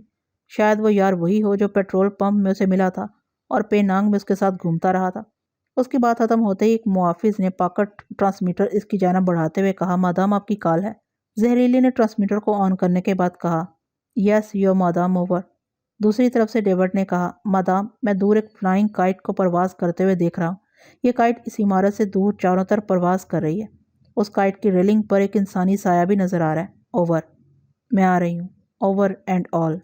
وہ اپنے محافظوں کے ساتھ تیزی سے دوڑتی ہوئی کمرے سے نکل کر لفٹ میں پہنچی۔ رومانا نے کہا، اس حرامزادی کو یہاں میری موجودگی کا علم ہو گیا ہے۔ میں نے شرارت سے آنکھ مار کر کہا، یہ بھی تو معلوم ہو گیا کہ میرے ساتھ عیش کر رہی تھی۔ اس نے جھینپ کر منہ پھیر لیا۔ میں نے 5ویں منزل کا سوئچ آن کیا۔ زہریلی زینہ طے کرتے ہوئے اپنے آدمیوں کے ساتھ چھت پر جا رہی تھی۔ اوپری چھت کا کوئی سوئچ نہیں تھا۔ میں نے رومانا سے کہا، تم 5ویں منزل کے مین سوئچ پر نظر رکھو، میں خیال ہونے کے ذریعے انہیں دیکھوں گا۔ میں کرسی پر بیٹھ کر چھت پر پہنچ گیا۔ انسان کی کھوپڑی اس کے جسم کی چھت ہوتی ہے۔ میں زہریلی کی چھت پر بیٹھا ہوا تھا۔ ان تمام لوگوں نے اپنی ڈارک نائٹ کے چشمے پہن لیے تھے اور زینے کے اوپری سرے پر تقریباً چھپے ہوئے اس فلائنگ کائٹ کو دیکھ رہے تھے جو بتدریج اس چھت کے قریب آتی ہوئی نیچی پرواز کر رہی تھی۔ ایسے وقت زہریلی کا ذہن الجھا ہوا تھا۔ وہ فلائنگ کائٹ کو دیکھ رہی تھی اور میرے متعلق سوچ رہی تھی۔ وہ بولنے والا یقیناً رومانا کا یار ہے۔ وہ میرا نام جانتا ہے اور یہ بھی جانتا ہے کہ میں چیانگ شیکا سے انتقام لینے آئی ہوں، جبکہ میں نے رومانا کے سامنے چیانگ شیکا کا ذکر تک نہیں کیا تھا۔ پھر وہ میرے آنے کا مقصد کیسے سمجھ گیا، اور تو اور اسے یہ کیسے معلوم ہو گیا کہ کوئی فلائنگ کائٹ کے ذریعے چھت پر اترنے والا ہے۔ وہ آگے نہ سوچ سکی کیونکہ فلائنگ کائٹ چھت پر اتر چکی تھی۔ ایک شخص سر سے پاؤں تک سیاہ لباس میں چھپا ہوا تھا۔ آنکھوں پر اینٹی ڈارک نائٹ کا چشمہ تھا۔ پشت پر ایک کٹ بندھی ہوئی تھی۔ کچھ جدید طرز کے آلات کمر سے لٹکے ہوئے تھے۔ وہ فلائنگ کائٹ کو فولڈ کر کے چھت پر ایک طرف رکھ رہا تھا۔ زہریلی زینے سے اوپر آ کر بولی، خوش آمدید چیانگ شیکا۔ وہ تیزی سے پلٹ کر دیکھنے لگا۔ زہریلی کے تینوں محافظ چھت پر ادھر ادھر آگے بڑھتے ہوئے چیانگ شیکا کو دور سے گھیر رہے تھے۔ وہ پوچھ رہی تھی، کیوں چیانگ شیکا، میں نے تمہیں پہچاننے میں غلطی کی ہے؟ اس نے انکار میں سر ہلایا۔ وہ بولی، اس کا مطلب یہ ہے کہ تم چیانگ شیکا ہی ہو؟ وہ اقرار میں سر ہلانے لگا۔ زہریلی نے اپنے ماتحتوں کو حکم دیا، اس کے چہرے سے نقاب نوچ لو۔ وہ تینوں آگے بڑھے۔ چیانگ شیکا ہولے ہولے اچھلنے لگا جیسے ورزش کے طور پر اسکیپنگ کر رہا ہو۔ ان تینوں میں سے ڈیوڈ پہلے اس کے قریب پہنچا مگر اسے ہاتھ نہ لگا سکا۔ چیانگ شیکا فضا میں بلند ہو کر اس کے سر سے گزرتا ہوا دوسرے کے سامنے پہنچا۔ دوسرا بھی اسے پکڑ نہیں سکا۔ وہ قد آدم کی بلندی پر سے اڑتا ہوا تیسرے کے سامنے گیا۔ وہاں سے بلند ہو کر فضا میں کلا بازی کھاتا ہوا زہریلی کے پاس آیا۔ بڑی پھرتی سے زہریلی کا اینٹی ڈارک نائٹ کا چشمہ اتارتا ہوا پھر ان چاروں کے درمیان آ کر کھڑا ہو گیا، مگر اس طرح کہ وہ ساکت نہیں تھا۔ مسلسل دونوں ٹانگوں پر اچھلتا جا رہا تھا۔ بعد میں پتہ چلا کہ وہ اسپرنگ دار جوتے پہنے ہوئے تھا، اس لیے ایک جگہ جم کر کھڑا نہیں رہ سکتا تھا۔ جوتوں کی سپرنگ اسے ہولے ہولے اچھالتی رہتی تھی۔ ڈیوڈ نے ریوالور نکال کر کہا، مادام کا چشمہ واپس کر دو ورنہ۔ زہریلی نے کہا، اسے وارننگ نہ دو، آگ لگا دو۔ اس کا حکم سنتے ہی ڈیوڈ نے ٹریگر دبا دیا۔ ریوالور کی نال سے گولی نہیں چلی، صرف شعلے نکلے اور چیانگ شیکا کے سیاہ لباس سے لپٹ گئے۔ وہ شعلوں میں گر گیا تھا مگر اسی طرح اطمینان سے اچھل رہا تھا۔ پھر وہ اچھلتا ہوا ڈیوڈ کے پاس آیا۔ وہ گھبرا کر بھاگنے لگا کیونکہ آگ کے شعلے اسے بھی اپنی لپیٹ میں لے لیتے۔ آگ کے شعلے اب فضا میں کلا بازی کھاتے ہوئے دوسرے کے پاس پہنچے اور وہ بھی دور بھاگنے لگا۔ زہریلی اسے غصے سے دیکھتی ہوئی سوچ رہی تھی، یہ کمبخت فائر پروف لباس پہن کر آیا ہے، میں اسے گولی مار دوں گی۔ اس نے ریوالور نکال کر نشانہ لیا۔ ٹھائیں ٹھائیں گولیاں چلیں مگر وہ اچھلتا رہا، ثابت کرتا رہا کہ وہ بلٹ پروف شیلڈ پہن کر بھی آیا ہے۔ زہریلی نے اسے آگ لگا کر مصیبت مول لی تھی۔ اس کے تینوں محافظ اپنی حفاظت کے لیے ادھر سے ادھر بھاگ رہے تھے مگر وہ اسپرنگ دار جوتوں کے باعث ان سے زیادہ تیز رفتار تھا۔ جس کے قریب جانا چاہتا اس کے پاس پہنچ جاتا تھا۔ یوں لگتا تھا جیسے وہ دشمنوں سے مذاقن کھیل رہا ہے۔ پھر وہ اچانک ہی ایک محافظ سے لپٹ کر الگ ہو گیا۔ جس طرح چراغ سے چراغ روشن ہوتا ہے اسی طرح اس نے اپنی آگ سے اسے آگ لگا دی۔ اب وہ محافظ چیختا ہوا چھت پر ادھر سے ادھر بھاگ رہا تھا۔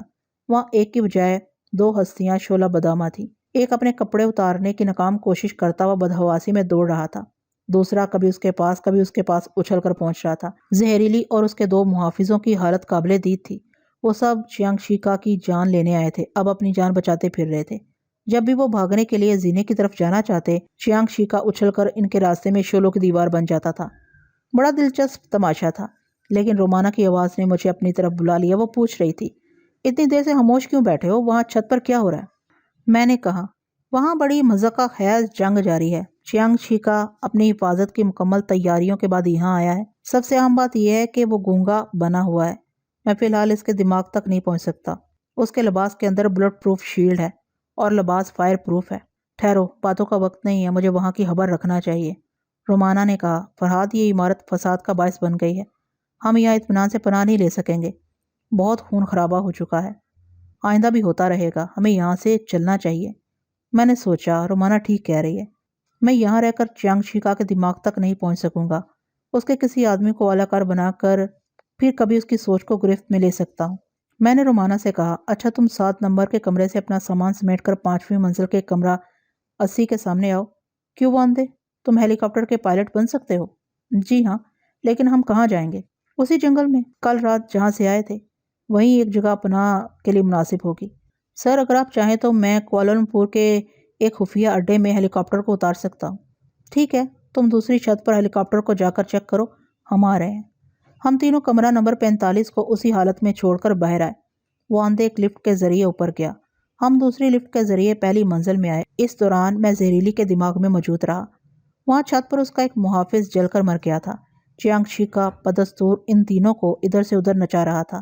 زہریلی ہانپتی ہوئی بولی، تمہارے فائر پروف لباس سے لپٹے ہوئے شعلے اب بجھ رہے ہیں، بہتر ہے کہ آپ خود کو گرفتاری کے لیے پیش کر دو۔ میں قسم کھا کر آئی ہوں کہ تمہیں سپر ماسٹر کے سامنے پیش کر کے رہوں گی۔ چیانگ شیکا چھت کی منڈیر کا سہارا لے کر کھڑا ہو گیا تاکہ سپرنگ دار جوتے اسے مزید نہ اچھال سکیں۔ پھر اس نے ایک قلم نکال کر اپنی دائیں ہتھیلی پر کچھ لکھا، اس کے بعد اس ہتھیلی کو زہریلی کے سامنے کر دیا۔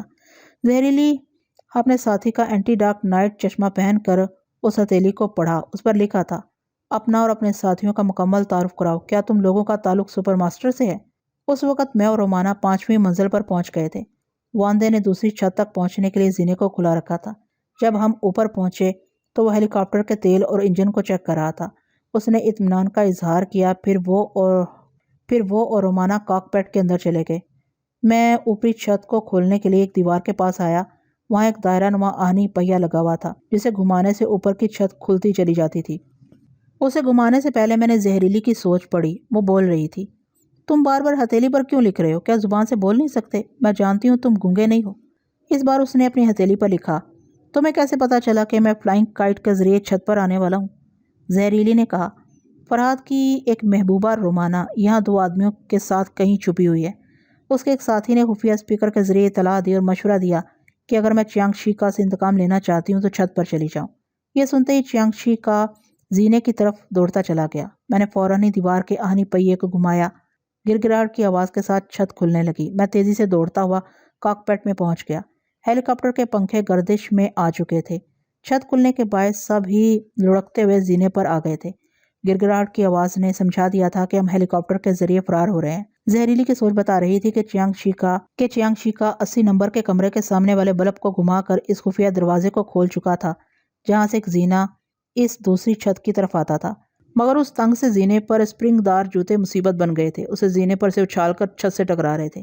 جب وہ کسی نہ کسی طرح دوسری چھت پر پہنچا تو ہیلی کاپٹر چھت کی بلندی پر پہنچ گیا تھا۔ وہ اپنے جسم کا توازن برقرار رکھتے ہوئے اچھل پڑا۔ اسپرنگ دار جوتے بڑا کام دکھا رہے تھے، اسے فضا میں پرواز کرا رہے تھے۔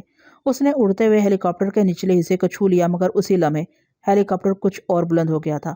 زمین کی کشش چیانگ شیکا کو نیچے لے آئی۔ جوتوں نے اسے پھر اچھالا، مگر اب ہم اس کی پہنچ سے دور ہو چکے تھے۔ رومانا نے میرے شانے پر دستک دیتے ہوئے پوچھا، اب بتاؤ وہاں کیا ہوتا رہا؟ ہوگا کیا؟ چیانگ شیکا نے سمجھ لیا ہے کہ فرحاد نے اس عمارت پر قبضہ کیا تھا اور اب وہ ہیلی کاپٹر میں جا رہا ہے۔ اسے کیسے معلوم ہو گیا؟ میرا خیال ہے اسے پہلے ہی شبہ ہو گیا تھا۔ ہم نے اتنی لاشیں عمارت کے باہر بھیجی ہیں کہ شبہ لازمی تھا، کیونکہ جس انداز سے انہوں نے عمارت کو گھیرا تھا ہم تینوں وہاں سے زندہ سلامت نہیں نکل سکتے تھے۔ ان کے شبے کے مطابق ہم نے کسی پراسرار قوت یا علم سے کام لیا ہے۔ ان حالات میں ایسے لوگوں کے ذہن میں میرا نام گونجنے لگتا ہے۔ شاید اس لیے چیانگ شیکا نقاب میں آیا تھا اور گونگا بنا ہوا تھا۔ رومانا نے کہا، مگر تم یقین سے نہیں کہہ سکتے کہ اس نے تمہیں پہچان لیا ہے؟ یقین سے کہہ سکتا ہوں کہ ابھی تھوڑی دیر پہلے جب زہریلی نے یہ کہا کہ فرحاد کی ایک محبوبہ رومانہ کے ساتھی نے چیانگ شیکا کی آمد کی اطلاع دی تھی تو وہ سمجھ گیا کہ ٹیلیپیتھی کے ذریعے ہی اس کی آمد کو سمجھا گیا ہے، اس لیے وہ تیزی سے میرے مقابلے پر آ رہا تھا، مگر بیچارے کو دیر ہو گئی۔ وہ بولی، پھر تو ہمیں فرار نہیں ہونا چاہیے تھا، یہ بزدلی ہے۔ بزدلی کیسی ہوئی؟ وہ تمہارے مقابلے پر آ رہا تھا، تم فرار ہو گئے۔ اسے فرار نہیں، مصلحت کہتے ہیں۔ دشمن کو سمجھے بغیر اس کے چیلنج کو قبول نہیں کرنا چاہیے۔ دنیا کے تمام پہلوان اپنے مد مقابل کے انداز اور ان کے داؤ پیچ کو سمجھے بغیر چیلنج نہیں کرتے۔ دلیری تو یہ ہوتی ہے کہ میں اور چیانگ شیکا نہتے ہو کر مقابلے پر آتے، لیکن وہ ٹیلیپیتھی کے ہتھیار سے بچنے کے لیے سر سے پاؤں تک چھپ کر گونگا بن کر آیا۔ فائر پروف اور بلٹ پروف ہونے کے علاوہ جدید ترین ہتھیاروں سے لیس تھا۔ ہم جسمانی طاقت سے نہیں، ذہانت یا اپنی مکاریوں سے لڑنے والے لوگ ہیں۔ ہمارا مقابلہ جلد ہی ہوگا۔ وہ چند لمحوں تک خاموش رہی، پھر بولی، کیا چیانگ شیکا اور زہریلی کی دوستی ہو گئی ہے؟ اس وقت تو دوستی نہیں ہوئی تھی، اب دیکھتا ہوں کہ وہاں کیا ہو رہا ہے۔ میں آنکھیں بند کر کے زہریلی کے دماغ میں پہنچ گیا۔ وہ پریشان تھی۔ اس وقت اس کا آخری محافظ چیانگ شیکا سے مقابلہ کر رہا تھا۔ میں آنکھیں بند کر کے زہریلی کے دماغ میں پہنچ گیا۔ وہ پریشان تھی۔ اس وقت اس کا آخری محافظ چیانگ شیکا کا مقابلہ کر رہا تھا اور بری طرح مار کھا رہا تھا، حالانکہ وہ چیانگ شیکا کی طرح قداور چٹانی جسم کا مالک تھا۔ پھر زہریلی بھی رہ کر حملے کر رہی تھی۔ چہرہ اور جسم کے تمام جوڑ بلٹ پروف نہیں ہو سکتے تھے، اس لیے وہ ایسی ہی کسی جگہ گولی مارنا چاہتی تھی، لیکن اسپرنگ دار جوتے اس کا نشانہ خطا کر رہے تھے۔ اس نے جھنجھلا کر مسلسل فائرنگ کی، نتیجہ اس کے خلاف نکلا۔ اس کا اپنا ہی ساتھی نشانہ بن گیا۔ پھر بدنصیبی یہ کہ ریوالور خالی ہو گیا۔ خود کو تنہا محسوس کرتے ہی وہ بھاگنے لگی۔ اسے بھاگتے دیکھ کر باختیار چیانگ شیکا کے حلق سے کہے ابلنے لگے۔ خوشی کے جذبات جب ابھرتے ہیں تو انسان باختیار ہنسنے لگتا ہے، اپنے آپ پر قابو نہیں رہتا۔ وہ فتح کے نشے میں جھومتے ہوئے بول پڑا، رک جاؤ میری جان، مجھ سے بچ کر کہاں۔ اتنا کہتے ہی وہ ٹھٹک گیا، ہوش میں آ گیا۔ غلطی کا احساس ہو گیا کہ وہ بول پڑا ہے۔ اس نے فوراً ہی دونوں ہاتھوں سے سر کو تھام لیا، پھر اپنے دماغ کے اندر محسوس کرنے لگا کہ کہیں فرحاد وہاں پہنچ تو نہیں گیا ہے۔ اس کے اندر سے ایک یقین ابھرا، نہیں، فرحاد ابھی مجھ سے غافل ہے۔ اس نے میری آواز نہیں سنی، اگر وہ سن لیتا تو میں یہاں آرام سے کھڑا نہ ہوتا۔ مجھے زہریلی کا پیچھا کرنا چاہیے۔ وہ دوڑتا ہوا لفٹ کے پاس آیا، وہ نیچے جا رہی تھی۔ وہ دوسری لفٹ میں پہنچ گیا، پھر دونوں لفٹ آگے پیچھے نچلی منزل کی طرف جانے لگی۔ دونوں کے درمیان زیادہ فاصلہ نہ تھا۔ جب وہ نیچے آیا تو داخلی دروازے کے باہر زہریلی کار کا دروازہ کھول کر بیٹھ رہی تھی۔ چیانگ شیکا نے ریوالور نکالا۔ کار اسٹارٹ ہو چکی تھی، لیکن ٹھائیں کی آواز کے ساتھ ہی کار کا پچھلا پہیہ ایک دھماکے سے برسٹ ہو گیا۔ گاڑی ایک جھٹکا کھا کر گھومتے ہی کھڑی ہو گئی۔ زہریلی کو مجبوراً گاڑی سے باہر آنا پڑا۔ چیانگ شیکا نے ریوالور سے اندر آنے کا اشارہ کیا۔ ادھر ہیلی کاپٹر میں رومانہ نے مجھے مخاطب کیا، کیا سو گئے ہو؟ میں نے آنکھیں کھولے بغیر کہا، ابھی مجھے مخاطب نہ کرو۔ وہ میرا بازو جھنجھوڑ کر بولی، یہ کیا تک ہے؟ میں یہاں بور ہو رہی ہوں، تم دماغ کی اسکرین پر فلمیں دیکھ رہے ہو۔ میں نے کہا، میری جان، بڑی ضروری فلم ہے۔ میں اس طرح اپنے دشمنوں کے لائن آف ایکشن کو سمجھتا ہوں۔ پلیز تھوڑی دیر اور بور ہوتی رہو، پھر میں تمہارا دل بہلاؤں گا، رائٹ؟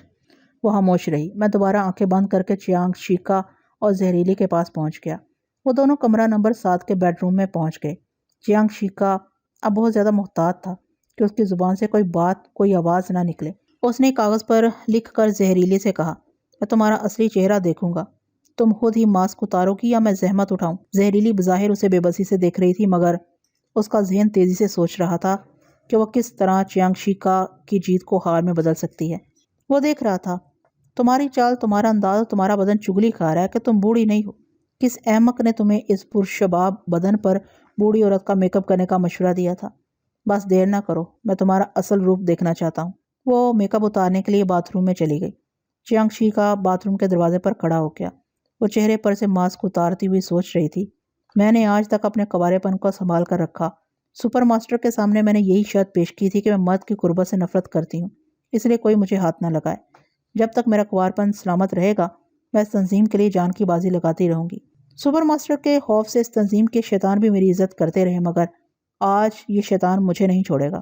اس نے پریشان ہو کر آئینے میں اپنی صورت دیکھی۔ اب آئینے میں ایک انتہائی حسین دوشیزہ نظر آ رہی تھی۔ وہ دھڑکتے ہوئے دل سے سوچ رہی تھی، میں اس شیطان چیانگ شیکا کے ریکارڈ پڑھ چکی ہوں۔ یہ عیاش درندہ ہے، حسین عورتوں کا حلیہ بگاڑ دیتا ہے۔ آج میری ساری صلاحیتیں کیا ہو گئی؟ میں لچھے دار باتوں سے دشمنوں کو پھانس لیا کرتی ہوں۔ آج کچھ سمجھ میں نہیں آ رہا کہ کس طرح باتیں بنا کر اس کی کسی کمزوری سے کھیلوں۔ کاش کہ وہ فرحاد ہی ہو جس نے चियांग शिका की आमद की पेशगोई की थी और हेली कॉप्टर में बैठकर चला गया। काश के वो मेरी सोच को पढ़ रहा हो, मेरी मजबूरियों को समझ रहा हो। चियांग शिका ने पीछे से इसका बाजू पकड़कर खींच लिया, फिर अपनी निगाहों के सामने अपने बिल्कुल करीब उस जगमगाते हुए हुस्न को देखकर चंद सातों के लिए गुमसुम रह गया। उसका दिमाग कह रहा था कि ऐसी खूबसूरती शायद ही कभी देखने में आई हो। ऐसा रूप, ऐसा रंग, ऐसी चिकनाहट से आंखों की ऐसी गहराई, लबों की मुलायमत और गालों के गुलाब शायद ही किसी नसीब वाले के हिस्से में आए हों। चियांग शिका उसे खींचता हुआ ख्वाबगाह में ले गया, फिर उसे पलंग की तरफ धकेल दिया। वह चकराती हुई फोम के मुलायम बिस्तर पर गिर पड़ी। वो हाथों के इशारे से बोला, अपना लिबास उतार दो। जहरीली इनकार में सर हिलाती हुई बोली, मुझे लिबास के पीछे कोई नहीं देख सकता। मास्टरों की तंजीम के अय्याश फितरत लोग सुपर मास्टर के खौफ से मुझे हाथ नहीं लगा सकते थे, इसीलिए मुझे जहरीली कहते थे। फिर मेरा यही नाम पड़ गया। मैं तुम्हें भी समझाती हूँ कि मैं जहर हूँ, मुझसे दूर रहो। चियांग शिका जैसे अय्याश हुस्न शबाब को हीरे की तरह परखना जानते हैं। जब उसने जहरीली के हुस्न शबाब की तारीफ जज़ब के आलम में की तो मेरी तबीयत मचल गई। मैं हीरे की इस कुन्नी को अपने लिए रिजर्व रखना चाहता था। ये मौका था कि मैं उसे चियांग शिका के लिए जहर बना दूं। उस वक़्त वो एक कुर्सी पर बैठकर स्प्रिंगदार जूते उतार रहा था। जूते उतारने के बाद उसने चेहरे पर से नकाब उतार दी, फिर बेलबास होने लगा। मैं नहीं चाहता था कि जहरीली किसी को बेलबास देखे, इसलिए वो पतलून की जिप खोलता था, फिर मेरी सोच के मुताबिक बंद कर देता था। जब 2 बार ऐसा हुआ तो वो बौखलाकर जहरीली को देखने लगा। उसे देखकर फिर राल टपकने लगी। उसने फिर जिप नीचे की, मैंने फिर जिप ऊपर चढ़ा दी। उसने गुस्से से पतलून को नोचना चाहा, मैंने इसके दोनों हाथ बालों तक पहुंचा दिए। वो अपने सर के बाल नोचने लगा। अब जहरीली उसे हैरानी से देख रही थी। वो सर के बाल नोचता हुआ आगे बढ़ा, फिर अपने सर को जोरदार आवाज के साथ दीवार से टकराकर पीछे की तरफ उलट गया। सेंट्रल टेबल पर उसका नकाब और रिवॉल्वर रखा हुआ था। जहरीली ने फौरन ही रिवॉल्वर को उठा लिया। चियांग शिका फर्श पर से उठ रहा था। उसके सर से बहता हुआ लहू चेहरे पर फैल रहा था। जहरीली के पास यही एक सुनहरी मौका था कि फौरन गोली चला दे, मगर मेरी सोच की कुव्वत ने रिवॉल्वर को इसके हाथ से उछाल कर चियांग शिका के पास पहुंचा दिया। मैं नहीं चाहता था कि चियांग शिका जैसा दलेर और मकार आदमी आसानी से टेलीपैथी के जरिए मर जाए। मैं आइंदा कभी उसके मुकाबले की हसरत पूरी करके उसे जीने या मरने का मौका देना चाहता था। उस वक़्त रिवॉल्वर चियांग शिका के पास गया तो जहरीली के होश उड़ गए और रिवॉल्वर उठाकर बोला, मैं समझ रहा हूँ कि फरहाद मेरे दिमाग तक पहुँच चुका है। इससे पहले कि वो मुझे मार डाले, मैं तुम्हें मार डालूंगा। उसने जहरीली का निशाना लिया, लेकिन ट्रिगर दबाने से पहले ही मैंने इसके हाथ से रिवॉल्वर उछाल कर जहरीली के पास पहुंचा दिया। वो झुंझलाकर पाँव पटकते हुए चीखने लगा, ये क्या हो रहा है? जिप कभी ऊपर आती है, कभी नीचे जाती है, रिवॉल्वर कभी इधर आता है, कभी उधर जाता है। जहरीली तमाम खौफ व दहशत को भूल कर कहकहे लगाने लगी। वो चीख कर कह रहा था, फरहाद बुज़दिल कमीने, चुप कर मेरा मजाक ना उड़ाओ। दलेर हो तो सामने आकर मुकाबला करो। जहरीली की जुबान मेरी सोच के मुताबिक कहने लगी, तुम भी सर से पांव तक नकाब में चुप कर आए थे। उस वक़्त तुम्हारी दलेरी कहाँ गई थी? तुम फायर प्रूफ और बुलेट प्रूफ हो सकते हो, मगर टेलीपैथी प्रूफ नहीं बन सकते। फरहाद ने तुम्हारी सोच का घर देख लिया है। वो तुम्हें जान से नहीं मारेगा, तुम खुद ही ख्याल खाने की दहशत से मरते रहोगे। तुम जिस मुहिम पर जाओगे फरहाद उसे नाकाम बनाता रहेगा, तुम्हें बताता रहेगा कि तुम किस कदर कमीने हो। वो कहकहा लगाती हुई पलंग के पास गई, फिर फोम के लचकदार बिस्तर पर लेटती हुई बोली, तुम्हें हिम्मत है तो मेरे बदन को आकर छू लो। हा जी चाहता है खुशी से नाचना शुरू कर दूं। मैं चियांग शिका के दिमाग से जहरीली की दीवानावार मुसरतें देख रहा था। वो सोच रहा था कि मैं किसी भी लम्हे उससे गाफिल रह सकता हूँ। शायद मैं जहरीली के कहकहों में गुम, लिहाजा से फौरन ही रिवॉल्वर उठाकर जहरीली का काम तमाम कर देना चाहिए। वो दौड़ता हुआ फर्श पर पड़े हुए रिवॉल्वर की तरफ गया, फिर रिवॉल्वर के पास से कलाबाजी खाकर पलंग के करीब पहुंच गया। वो हंस रही थी और वो परेशान बैठा हुआ था। फिर उसने मुझे आवाज़ दी, फरहाद फरहाद, तुम मुझे जान से नहीं मारोगे, मगर मेरी इस मुहिम को नाकाम बनाओगे। आप मुझे हर जगह जलील करोगे। बताओ इस वक्त तुम क्या चाहते हो? जहरीली मेरी सोच के मुताबिक कहने लगी, फरहाद अभी तुम्हें यहाँ से भगाएगा, उसके बाद तुम यहाँ रेड पावर का कोई फर्द यहाँ नहीं आएगा। देखो वो तुम्हें भागने पर मजबूर कर रहा है। ये कहते ही मैं चियांग शिका के दिमाग में बैठ गया। फिर मैंने सोच की चाबुक रसीद की, वो उछल कर खड़ा हो गया। फिर वहां से भागता हुआ कमरा नंबर 7 के बाहर आया। वहां से भागता हुआ जीने से उतरता हुआ इमारत के बाहर चला गया।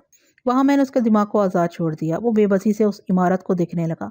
उसकी जिद्दी सोच कह रही थी कि दोबारा अंदर जाकर अपनी हार को किसी तरह जीत में बदलना चाहिए, मगर टेलीपैथी के हाथों तमाशा बनने का तजुर्बा हो चुका था।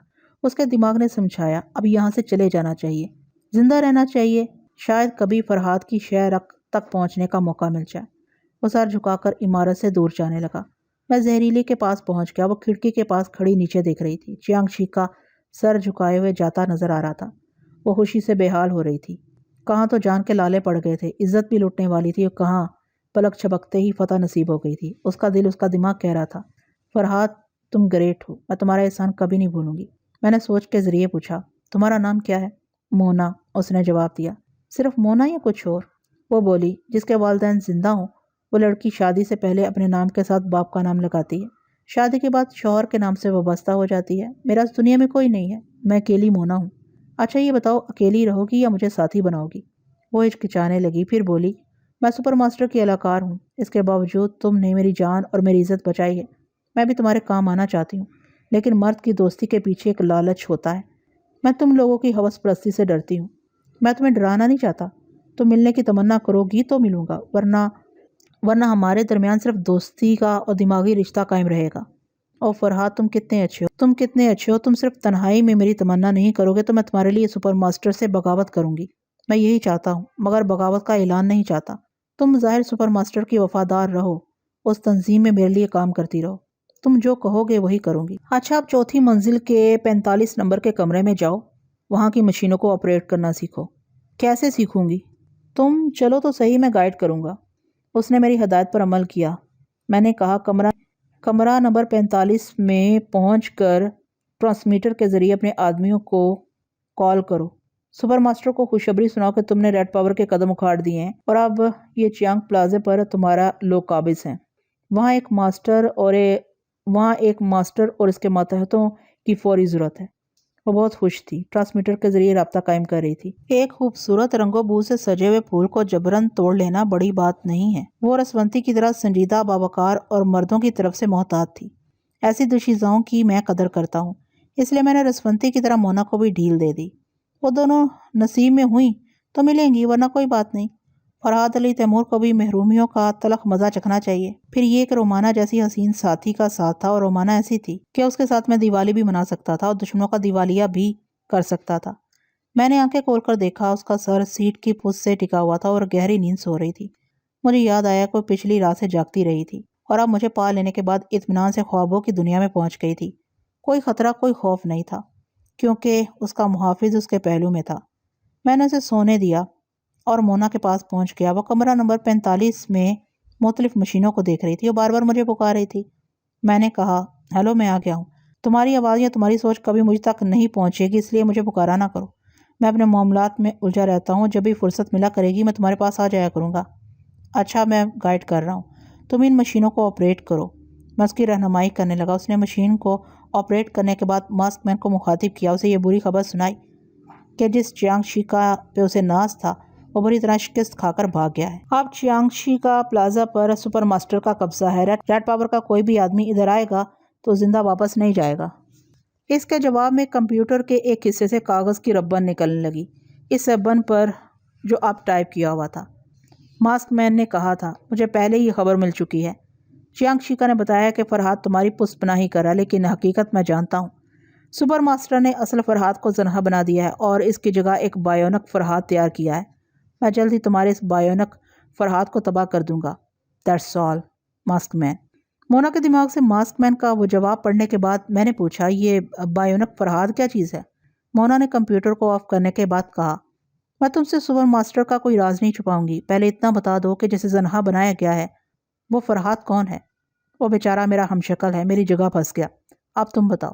وہ کرسی پر بیٹھ کر کہنے لگی، سپر ماسٹر کی تنظیم میں تمہاری طرح ایک قداور نوجوان تھا، ذہین، دلیر اور بہترین فائٹر تسلیم کیا جاتا تھا۔ سپر ماسٹر کے فیصلے کے تحت دنیا کے بہترین تجربہ کار ڈاکٹروں نے اس نوجوان کو کتنے ہی خطرناک آپریشن سے گزارا ہے۔ پلاسٹک سرجری کے ذریعے اس کے چہرے کو فرحات کا چہرہ بنایا گیا ہے۔ اس کے دماغ کو کمپیوٹرائز کرنے کے لیے 2 بار آپریشن کیا گیا۔ پچھلے 1 برس سے وہ نوجوان زندگی اور موت کی کشمکش میں مبتلا رہا۔ اب ڈاکٹروں نے سپر ماسٹر کو خوشخبری سنائی ہے کہ وہ بایونک فرحات تمام تجربات سے گزر چکا ہے، اب اس کے لیے کوئی خطرہ نہیں ہے۔ ڈاکٹروں نے اس کی زندگی کی ضمانت دے دی ہے۔ میں نے پوچھا، کیا تم نے اس بایونک فرحات کو دیکھا ہے؟ نہیں، ابھی اصطلاحی الفاظ میں کہا جاتا ہے کہ وہ فرحات ابھی فیکٹری میں ہے، اسے تمہاری چال، تمہارا انداز اور تمہارا لب و لہجہ سکھایا جا رہا ہے۔ یہ باتیں کہاں تک درست ہیں؟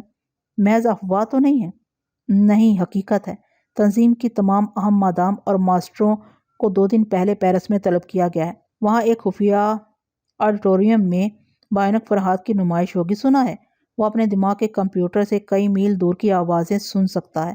اس کی آنکھیں ٹرانسپیرنٹ ہیں، دیواروں اور بڑی بڑی عمارتوں کے آر پار دیکھ لیتا ہے۔ تقریباً 50 میل فی گھنٹہ کی رفتار سے دوڑتا ہے۔ اس کے دماغ کے کمپیوٹر کو ٹیلیپیتھی کی لہریں چھو نہیں سکتی۔ مونا کی باتیں سن کر میں اپنی کھوپڑی سہلانے لگا۔ میرے مقابل ایک بائیونک فرحات تیار کیا گیا تھا، اس میں کتنی خطرناک خوبیاں تھیں یہ تو 2 دنوں کے بعد معلوم ہو جاتا، مگر میرے لیے یہ لمحہ فکریہ تھا کہ میری ٹیلیپیتھی اس کے دماغ کو چھو نہیں سکے گی۔ میں ہر حال میں مطمئن رہنے والا فرحات زندگی میں پہلی بار فکر اور اندیشوں میں گر گیا۔ زندگی ایک سیدھی سڑک نہیں ہے، یہ سبھی جانتے ہیں، اور سبھی بڑی جواں مردی اور استقلال سے زندگی کے تمام نشیب و فراز سے گزرتے رہتے ہیں، لیکن زندگی کی سڑک ٹوٹ جائے تو کیا ہو؟ میرے خیال میں یا تو موت واقع ہو جاتی ہے یا پھر آدمی مرتے مرتے ٹوٹی ہوئی سڑک کو بنا کر پھر زندگی سے دوستی کر لیتا ہے۔ یہ تمہید اس لیے ہے کہ میرے سامنے بہت دور ایک بائیونک فرحات میری زندگی کے راستے کو توڑ ڈالنے کے لیے کسی فیکٹری میں تیار ہو چکا تھا۔ میری زندگی میں ایسے موڑ بھی آئے جب دشمنوں نے مجھے توڑ ڈالنے کی انتہائی کوششیں کر ڈالیں۔ میرے مقابل یوگا کے ماہر تھے جنہوں نے میری خیال خانے کی راہیں مسدود کر دی۔ میں نے ہمت نہیں ہاری۔ ایک بار رسونتی میرے لیے بہت بڑا خطرہ بن کر آئی۔ اگر میں ذرا بھی حوصلہ ہار جاتا تو وہ جڑی بوٹیوں کے ذریعے میرے دماغ کو کند کر کے مجھے اپنا غلام بنا لیتی، لیکن وہ جو میری بدترین دشمن تھی اب وہ بہترین دوست بنی ہوئی تھی اور میرے تعاون کی محتاج تھی۔ بہرحال میں راہ حیات کے ہر نشیب و فراز سے گزر گیا، مگر اب بائیونک فرحات ایک ایسا چیلنج بن گیا تھا جس سے نبٹنے کی فی الحال کوئی صورت نظر نہیں آ رہی تھی۔ میں بہت دیر تک گمسم بیٹھا رہا۔ ہیلی کاپٹر کوالالمپور کی طرف پرواز کرتا جا رہا تھا۔ تھکی ہاری رومانہ میرے پہلو میں گہری نیند سو رہی تھی۔ اچانک مجھے احساس ہوا کہ میں اپنی فطرت کے خلاف فکر و پریشانی میں مبتلا ہو گیا ہوں۔ 2 دن بعد جب بائیونک فرحات کی اسٹڈی کا موقع ملے گا تو میں ان معلومات کے مطابق اپنے بچاؤ کی تدبیر کروں گا۔ میں نے مونا کے دماغ پر دستک دی۔ وہ چونک کر بولی، او فرحات، میں سمجھی تم جا چکے ہو۔ ہاں، میں اپنی سوچ میں گم ہو گیا تھا۔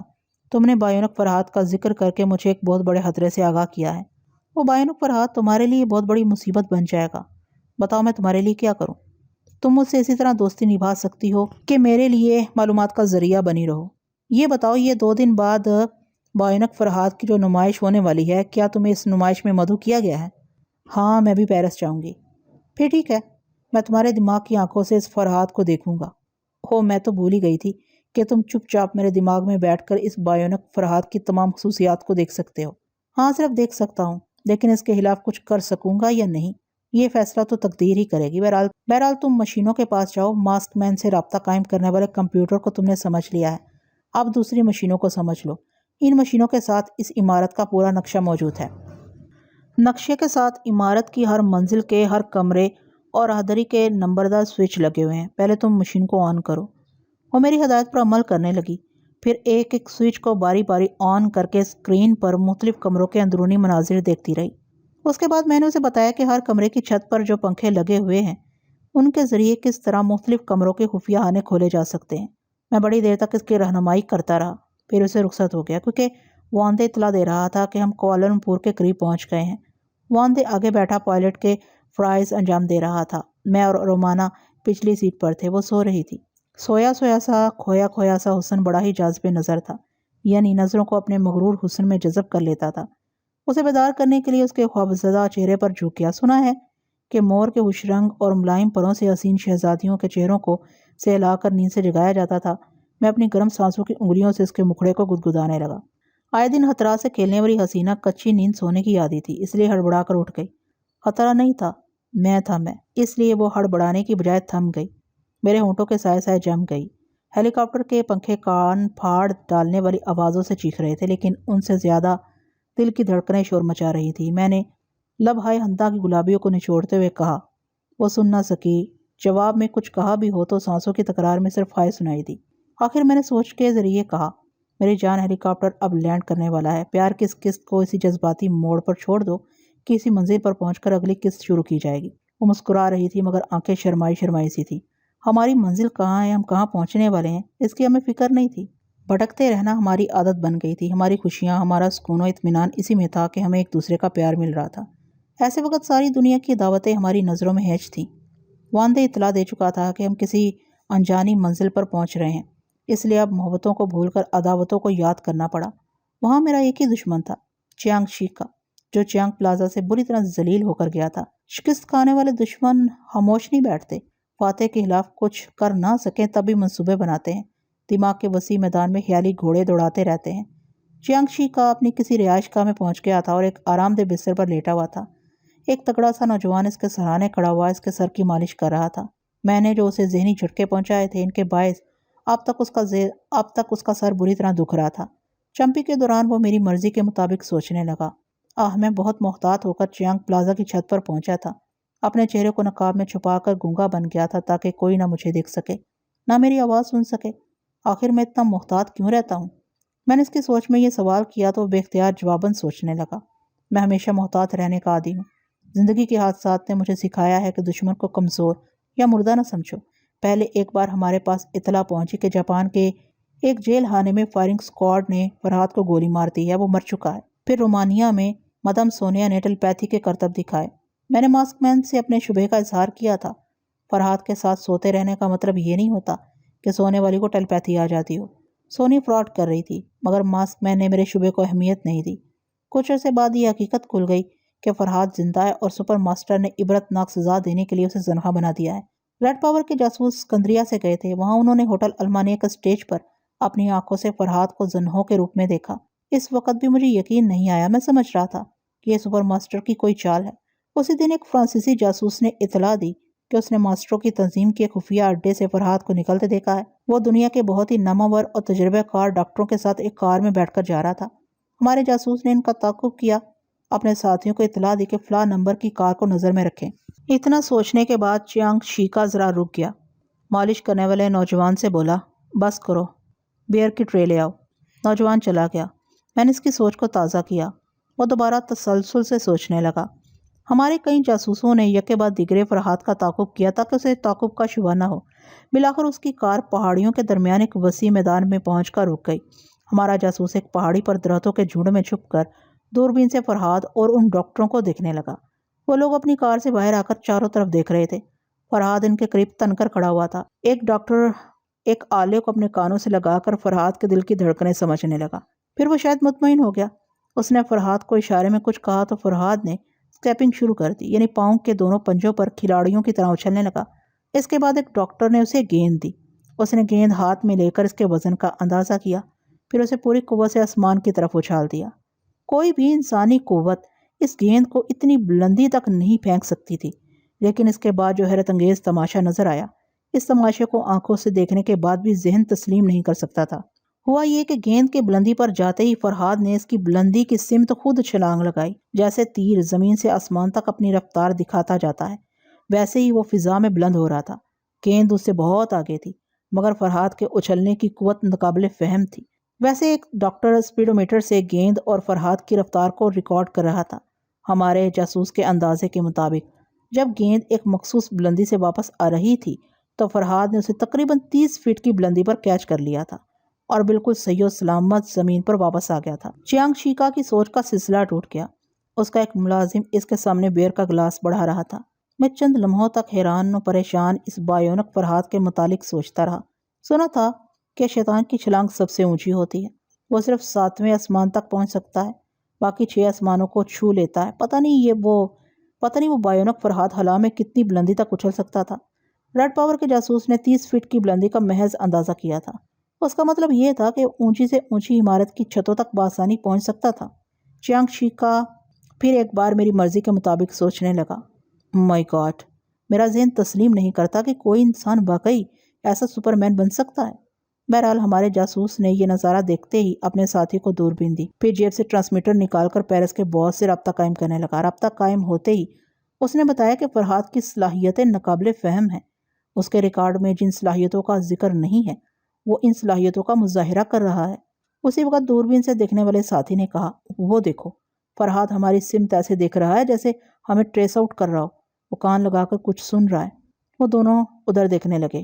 ان کے اور فرحات کے درمیان تقریباً 1 میل کا فاصلہ تھا، اور اب فرحات ان کی جانب اتنی تیزی سے دوڑتا ہوا آ رہا تھا جیسے بندوق کی گولی آتی ہے۔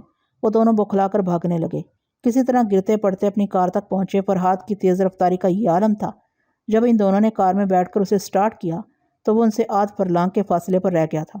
کار آگے بڑھی اور اس کی رفتار بھی بڑھتی چلی گئی۔ 50 میل فی گھنٹے کی رفتار کے بعد انہیں مطمئن ہو جانا چاہیے تھا، مگر ڈرائیو کرنے والا عقب نما آئینے میں دیکھ کر بوکھلا رہا تھا، ٹرانسمیٹر کے سامنے چیخ رہا تھا، باس یہ فرہاد بایونک بن گیا ہے، 50 میل فی گھنٹہ کی رفتار سے دوڑا چلا آ رہا ہے، ماسک مین اسے زندہ حاصل کرنا چاہتا ہے مگر وہ ہماری موت بن کر چلا آ رہا ہے۔ باس نے ہدایت دی کہ کار کی رفتار بڑھا کر اسے نجات حاصل کرو مگر اس پر فائر نہ کرو۔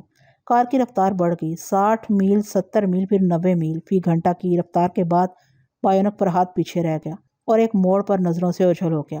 اس روز ہمارے دونوں جاسوس صحیح و سلامت واپس آ مگر وہ فرہاد کیا تھا؟ کیا واقعی بایونک تھا؟ اس کے بعد ہمارے ذہین جاسوسوں نے اس فرہاد کو بہترا تلاش کیا، لیکن سپر ماسٹر کے کسی خفیہ اڈے میں بھی اس کا سراغ نہ ملا۔ کیا سے کہ بایونک فرہاد کی رہائش کا بدل دی گئی ہے۔ چیانگ شیکا کے دماغ سے رابطہ ٹوٹ گیا کیونکہ ہیلی کاپٹر زمین پر آ کر ٹھہر گیا تھا۔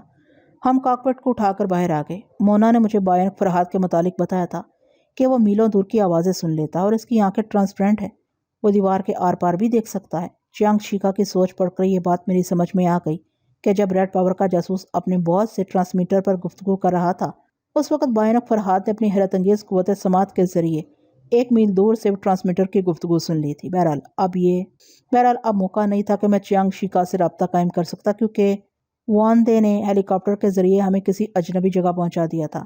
رومانا نے یہی سوال دہرایا، ہم کہاں ہیں؟ میں نے کہا، ہم وہاں ہیں جہاں کی خبر ہمیں نہیں معلوم۔ اس نے وان دے سے پوچھا، یہ کون سی جگہ ہے؟ ہم کوالالمپور سے 5 میل کے فاصلے پر ہیں، یہ پہاڑی علاقہ ہے، آپ آگے بڑھیں گی تو شہر نظر آ جائے گا۔ ہم اس کے ساتھ آگے بڑھنے لگے۔ رومانا نے اپنے بیگ کو شانے سے لٹکاتے ہوئے مجھ سے پوچھا، مجھے چیانگ پلازا کے بارے میں بتاؤ۔ بتاؤں گا، مجھے چیانگ شیکا سے کچھ اور معلومات حاصل کرنا ہے، تم تھوڑی دیر خاموش رہو، پھر میں تم سے باتیں کروں گا۔ وہ چپ رہی۔ میں چیانگ شیکا کے پاس پہنچ گیا۔ وہ اپنی شکست کو وقتی طور پر بھولنے اور تھکن اتارنے کے لیے بیر سے شغل کر رہا تھا، مگر انسان کی دلچسپی جس چیز میں ہوتی ہے وہ اسے نہیں بھولتا۔ بیر کے ہلکے ہلکے سے سرور میں اسے مادام زہریلی مونا یاد آ رہی تھی۔ وہ اتنی حسین اور پرشباب تھی کہ چیانگ شیکا چشم تصور میں اسے دیکھ رہا تھا، اپنی سوچ کی انگلیوں سے اس کے شباب کے ایک ایک حصے کا آپریشن کر رہا تھا اور جھنجھلا بھی رہا تھا کہ زندگی میں پہلی بار ایک حسین دوشیزہ اس کی مٹھی سے گیلے صابن کی طرح پھسل گئی تھی۔ میں نے اس کی سوچ میں کہا، وہ سالی بچ نہیں سکتی تھی، یہ سب کچھ فرہاد کی بدماشی سے ہوا۔ وہ دانت پیس کر سوچنے لگا، میں اس بدماش کے ٹکڑے ٹکڑے کر دوں گا۔ میں نے کہا، مگر مجھے اس بات کی تصدیق پہلے کر لینا چاہیے کہ اس بدماش کی اصلیت کیا ہے؟ وہ سچ مچ فرہاد تھا یا بایونک فرہاد یہاں پہنچ گیا ہے؟ وہ سوچنے لگا، وہ اصلی فرہاد تھا۔ بایونک فرہاد ہوتا تو سامنے آ کر مقابلہ کرتا، مگر وہ کہیں بیٹھا خیال ہانی کے ذریعے میرے دماغ کی چولیں ہلا رہا تھا۔ وہ یقیناً ٹیلیپیتھی جاننے والا فرہاد تھا۔ اس نے بیر کے گلاس کو منہ سے لگا لیا۔ میں نے کہا، مگر نہیں، مجھے ہر پہلو کا اچھی طرح جائزہ لینا چاہیے۔ فرہاد اور سپر ماسٹر ایک دوسرے کے جانی دشمن ہیں۔ فرہاد کبھی اس تنظیم کی کسی مادام کی مدد نہیں کرے گا، جبکہ اس نے زہریلی کی مدد کی اور اس طرح چیانگ پلازا کو سپر ماسٹر کا ایک اہم اڈا بنا دیا۔ وہ سنجیدگی سے سوچنے لگا۔ میں نے کہا، میں نے کوالالمپور سے ماسٹروں کی تنظیم کو اکھاڑ پھینکا تھا۔ اس کا انتقام لینے کے لیے زہریلی جیسی کمزور عورت تنہا یہاں نہیں آ سکتی تھی۔ یقیناً بایونک فرہاد اس کی پشت پر ہے۔ وہ قائل ہو کر سوچنے لگا۔ میں یہ اہم نکتہ بھول گیا تھا کہ فرہاد مادام زہریلی کو کچل سکتا ہے، مگر اسے چیانگ پلازا کی مالکہ بنا کر یہاں سپر ماسٹر کے قدم نہیں جما سکتا۔ دوسرا اہم نکتہ یہ ہے کہ یہاں زہریلی جیسی کمزور عورت کے پیچھے کوئی بہت بڑی طاقت بھیجی گئی ہے، اور اب سپر ماسٹر کی سب سے بڑی طاقت فی الحال بایونک فرہاد ہے۔ مگر وہ ٹیلیپیتھی کے متعلق سوچنے لگا، جس کے باعث اس کی کھوپڑی گھوم کر رہ گئی تھی۔ میں نے کہا، بایونک فرہاد میں کوئی ایسی ذہنی صلاحیت پیدا کی گئی ہے جس کے ذریعے دوسروں کے دماغوں کو متاثر کر سکتا ہے۔ ہمارے جاسوسوں نے اسے صرف بلندی پر اچھلتے اور 40-50 میل فی گھنٹہ کی رفتار سے دوڑتے دیکھا ہے۔ یہ تو رفتہ رفتہ معلوم ہوگا کہ اس میں اور کتنی حیرت انگیز خوبیاں ہیں۔ کیا یہ حیرت انگیز عمل نہیں تھا کہ وہ ٹیلیپیتھی جاننے والے فرہاد کی طرح میرے دماغ سے کھیلتا رہا؟ وہ اپنی کھوپڑی سے ہلاتے ہوئے سوچنے لگا، ہاں یہ تو ہے، مگر مجھ سے بڑی بھول ہوئی۔ میں نے ماسک مین کے پاس رپورٹ بھیج دی ہے کہ ٹیلیپیتھی جاننے والا اصلی فرہاد ملائے میں موجود ہے، اور وہ مادام زہریلی کی حمایت میں ہمارا دشمن بنا ہوا ہے۔ چیانگ شیکا کی یہ سوچ پڑھ کر مجھے غصہ آیا۔ میں اتنی دیر سے اسی کوشش میں تھا کہ ملایا میں میری موجودگی ایک راز بنی رہے، لیکن گڑبڑ ہو چکی تھی۔ اب یہ اطمینان سے ہی سوچا جا سکتا تھا کہ میں آئندہ خود کو دشمنوں سے کیسے چھپا سکتا ہوں۔ اس وقت چیانگ شیکا گلاس کو منہ سے لگائے بیئر کا گھونٹ لے رہا تھا۔ میں نے اس کی سوچ میں اوپر کی طرف سانس کو کھینچا، اس کے ساتھ ہی اسے زور کا ٹھسکا لگا۔ بیئر دماغ تک پہنچ کر ناک کے راستے نکلنے لگی۔ وہ مسلسل کھانس رہا تھا اور اپنے سر کو دونوں ہاتھوں سے تھام کر آگے کی طرف جھکتا جا رہا تھا۔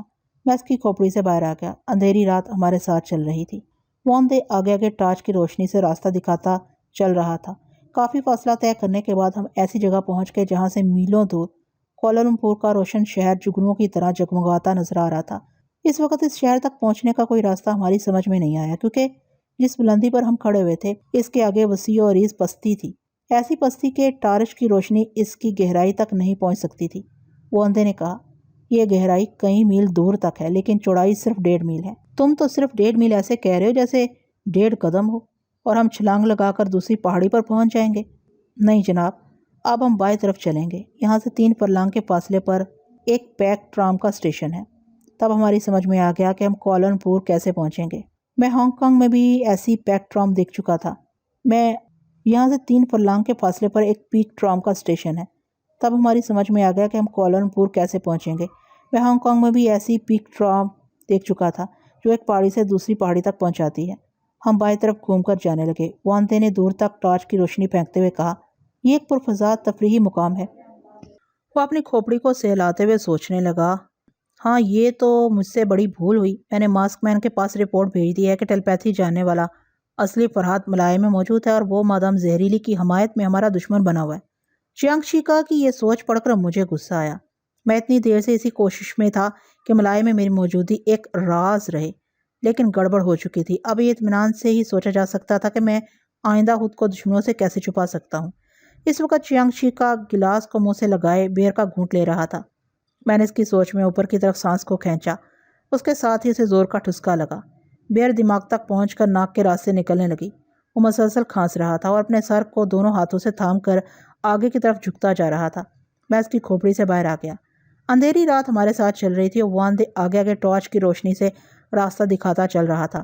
کافی فاصلہ طے کرنے کے بعد ہم ایک ایسی جگہ پہنچ گئے جہاں سے میلوں دور کوالالمپور کا روشن شہر جگنوں کی طرح جگمگاتا نظر آ رہا تھا۔ اس وقت اس شہر تک پہنچنے کا کوئی راستہ ہماری سمجھ میں نہیں آیا، کیونکہ جس بلندی پر ہم کھڑے ہوئے تھے اس کے آگے وسیع و عریض پستی تھی، ایسی پستی کہ ٹارچ کی روشنی اس کی گہرائی تک نہیں پہنچ سکتی تھی۔ وانتے نے کہا، یہ گہرائی کئی میل دور تک ہے لیکن چوڑائی صرف 1.5 میل ہے۔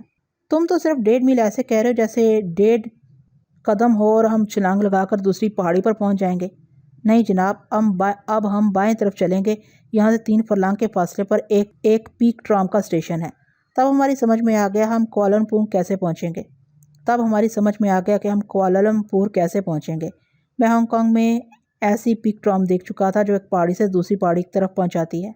ہم بائیں طرف گھوم کر جانے لگے۔ وان دے نے دور تک ٹارچ کی روشنی پھینکتے ہوئے کہا، یہ ایک پرفضا تفریحی مقام ہے۔ یہاں کے قدرتی حسن سے لطف اندوز ہونے کے لیے کوالالمپور سے روزانہ ہزاروں مرد، عورتیں اور بچے پیک ٹراموں کے ذریعے آتے ہیں۔ تاریکی کے باعث ابھی آپ یہاں کے حسن کو نہیں دیکھ سکیں گے۔ میں نے رومانا کی جمناسٹک کمر میں ہاتھ ڈال کر پوچھا، کیا تمہارے بعد کسی اور حسن کو دیکھا جا سکتا ہے؟ وہ مسکرا کر بولی، ہرجائی بھنورے صاحب، میں نے میون جیسی معصوم اور سونیا جیسی خطرناک سوکنوں کو ہنس کر برداشت کر لیا، پھر بلا قدرتی حسن سے کیا سوتاپا دکھاؤں گی؟ اس کا مطلب یہ ہوا کہ تم کافی فراغ دل ہو۔ مجھ سے کیا پوچھتے ہو؟ اپنی ٹیلیپیتھی سے کسی وقت بھی میری سوچ پڑھ کر دیکھ لو۔ میں جلنے کڑنے والی لڑکی نہیں ہوں۔ وہ درست کہہ رہی تھی۔ مجھے یاد آیا کہ رومانا نے آج تک میری دوسری محبوباؤں کی طرح میرے ہرجائی پن کی شکایت نہیں کی تھی۔ کبھی یہ وعدہ نہیں لیا تھا کہ فرحات تم صرف میرے رہو اور دوسری لڑکیوں سے پرہیز کرنا شروع کر دو۔ یہ عجیب سی بات تھی۔ وہ عورت ہو کر عورت کی فطرت کے خلاف بول رہی تھی۔ میں نے کہا، تعجب ہے، تم عورت کی فطرت کے خلاف بول رہی ہو۔ میں عورت کب تھی؟ بحری جہاز میں ایک مرد کی طرح زندگی گزار رہی تھی۔ تم نے وہاں پہنچ کر میرے اندر سوئی ہوئی عورت کو بیدار کرنا شروع کر دیا۔ میں تم سے متاثر تھی۔ رفتہ رفتہ میں نے محسوس کیا کہ عورت بن کر تم سے ہار جانے میں مجھے جیت کا مزہ آئے گا۔ ایسے وقت تم نے پہلی بار مجھ سے ہرجائی پن کی بات کہی کہ تم شادی نہیں کر سکتے، البتہ ساری عمر دوستی نبھا سکتے ہو۔ میں نے کہا، ہاں مجھے یاد ہے رومانا، مگر میں ہر لڑکی سے ساری عمر دوستی نبھانے کا وعدہ نہیں کرتا۔ اگر وعدہ کیا تو اس وقت یاد نہیں آ رہا ہے۔ میں نے ابتدا میں میون سے کترانے کی بہت کوشش کی۔ مجھے اس کی معصومیت دیکھ کر ترس آتا تھا۔ میں سمجھتا تھا کہ وہ کمزور دل کی لڑکی میری جدائی برداشت نہیں کر سکے گی۔ آخر وہی ہوا، اسے میری جدائی نے مار ڈالا۔ رومانا نے افسوس کیا۔ بڑی پیاری بولی بالی سی لڑکی تھی، مجھے اکثر یاد آتی ہے۔ ہم میون کی یاد میں چند لمحوں تک خاموش رہے، پھر میں نے کہا، یقین کرو رومانا، تم اور سونیا ایسی جیدار ہو کہ میں آخری سانس تک تم دونوں کو فراموش نہیں کر سکتا۔ کبھی تم دونوں کا ساتھ نہیں چھوڑ سکتا۔ تابی ہمیں چھوڑ کر یہاں جنگل میں چھپے ہوئے تھے؟ مجبوری تھی، خیال ہونے کی صلاحیت سے محروم ہونے کے بعد میں بھٹک گیا تھا۔ کوئی شبانہ بھٹکا رہی تھی؟ ہاں، مجھے عازم سمجھ کر گلے پڑ گئی تھی۔ رومانا نے مسکرا کر پوچھا، کیسی تھی؟ اچھی تھی، میں کسی ایسی ویسی کی طرف مائل نہیں ہوتا، اور جو بہترین ہو اسے بھی ہمیشہ کے لیے گلے کا ہار نہیں بناتا۔ شبانہ آنے جانے والی کی فہرست میں تھی، اس لیے میں نے چلتا کر دیا۔ بڑے سنگ دل ہو، بیچاری فراق یار میں کہیں تڑپ رہی ہوگی، ذرا دماغ کی اسکرین پر اسے دیکھ لو۔ ایسے تو بہت سی بیچاریاں ہیں، میں بیچارہ وقت ضائع نہیں کر سکتا۔ سونیا سے کب مل رہے ہو؟ جب حالات سازگار ہوں گے۔ کیا اسے یہاں نہیں بلا سکتے؟ یہاں تم ہو، تم اسے برداشت کر لو گی، مگر وہ کسی کو میرے قریب برداشت نہیں کرتی، یہاں آتے ہی ہنگامہ شروع کر دے گی۔ ہاں، میں دیکھ چکی ہوں، وہ تمہیں اپنی جاگیر سمجھتی ہے۔ میں سمجھتی ہوں کہ عورت پہلے اپنے مرد کی فطرت کو سمجھ لے، اگر وہ کلی کلی منڈلانے والا بھورا ہے تو ذرا انجان بن کر اسے ڈھیل دے دے، مگر اپنے حقوق اور اپنے حصے کی محبت حاصل کرتی رہے۔ تم واقعی سمجھدار ہو رومانا۔ شاید اس لیے سمجھدار ہوں کہ خود کو بیوی نہیں سمجھتی، دوست سمجھتی ہوں۔ تم کسی سے بھی دلچسپی لو، میں تمہارے ذاتی معاملات میں مداخلت نہیں کروں گی، بشرطے کہ تم میرا ساتھ نہ چھوڑو۔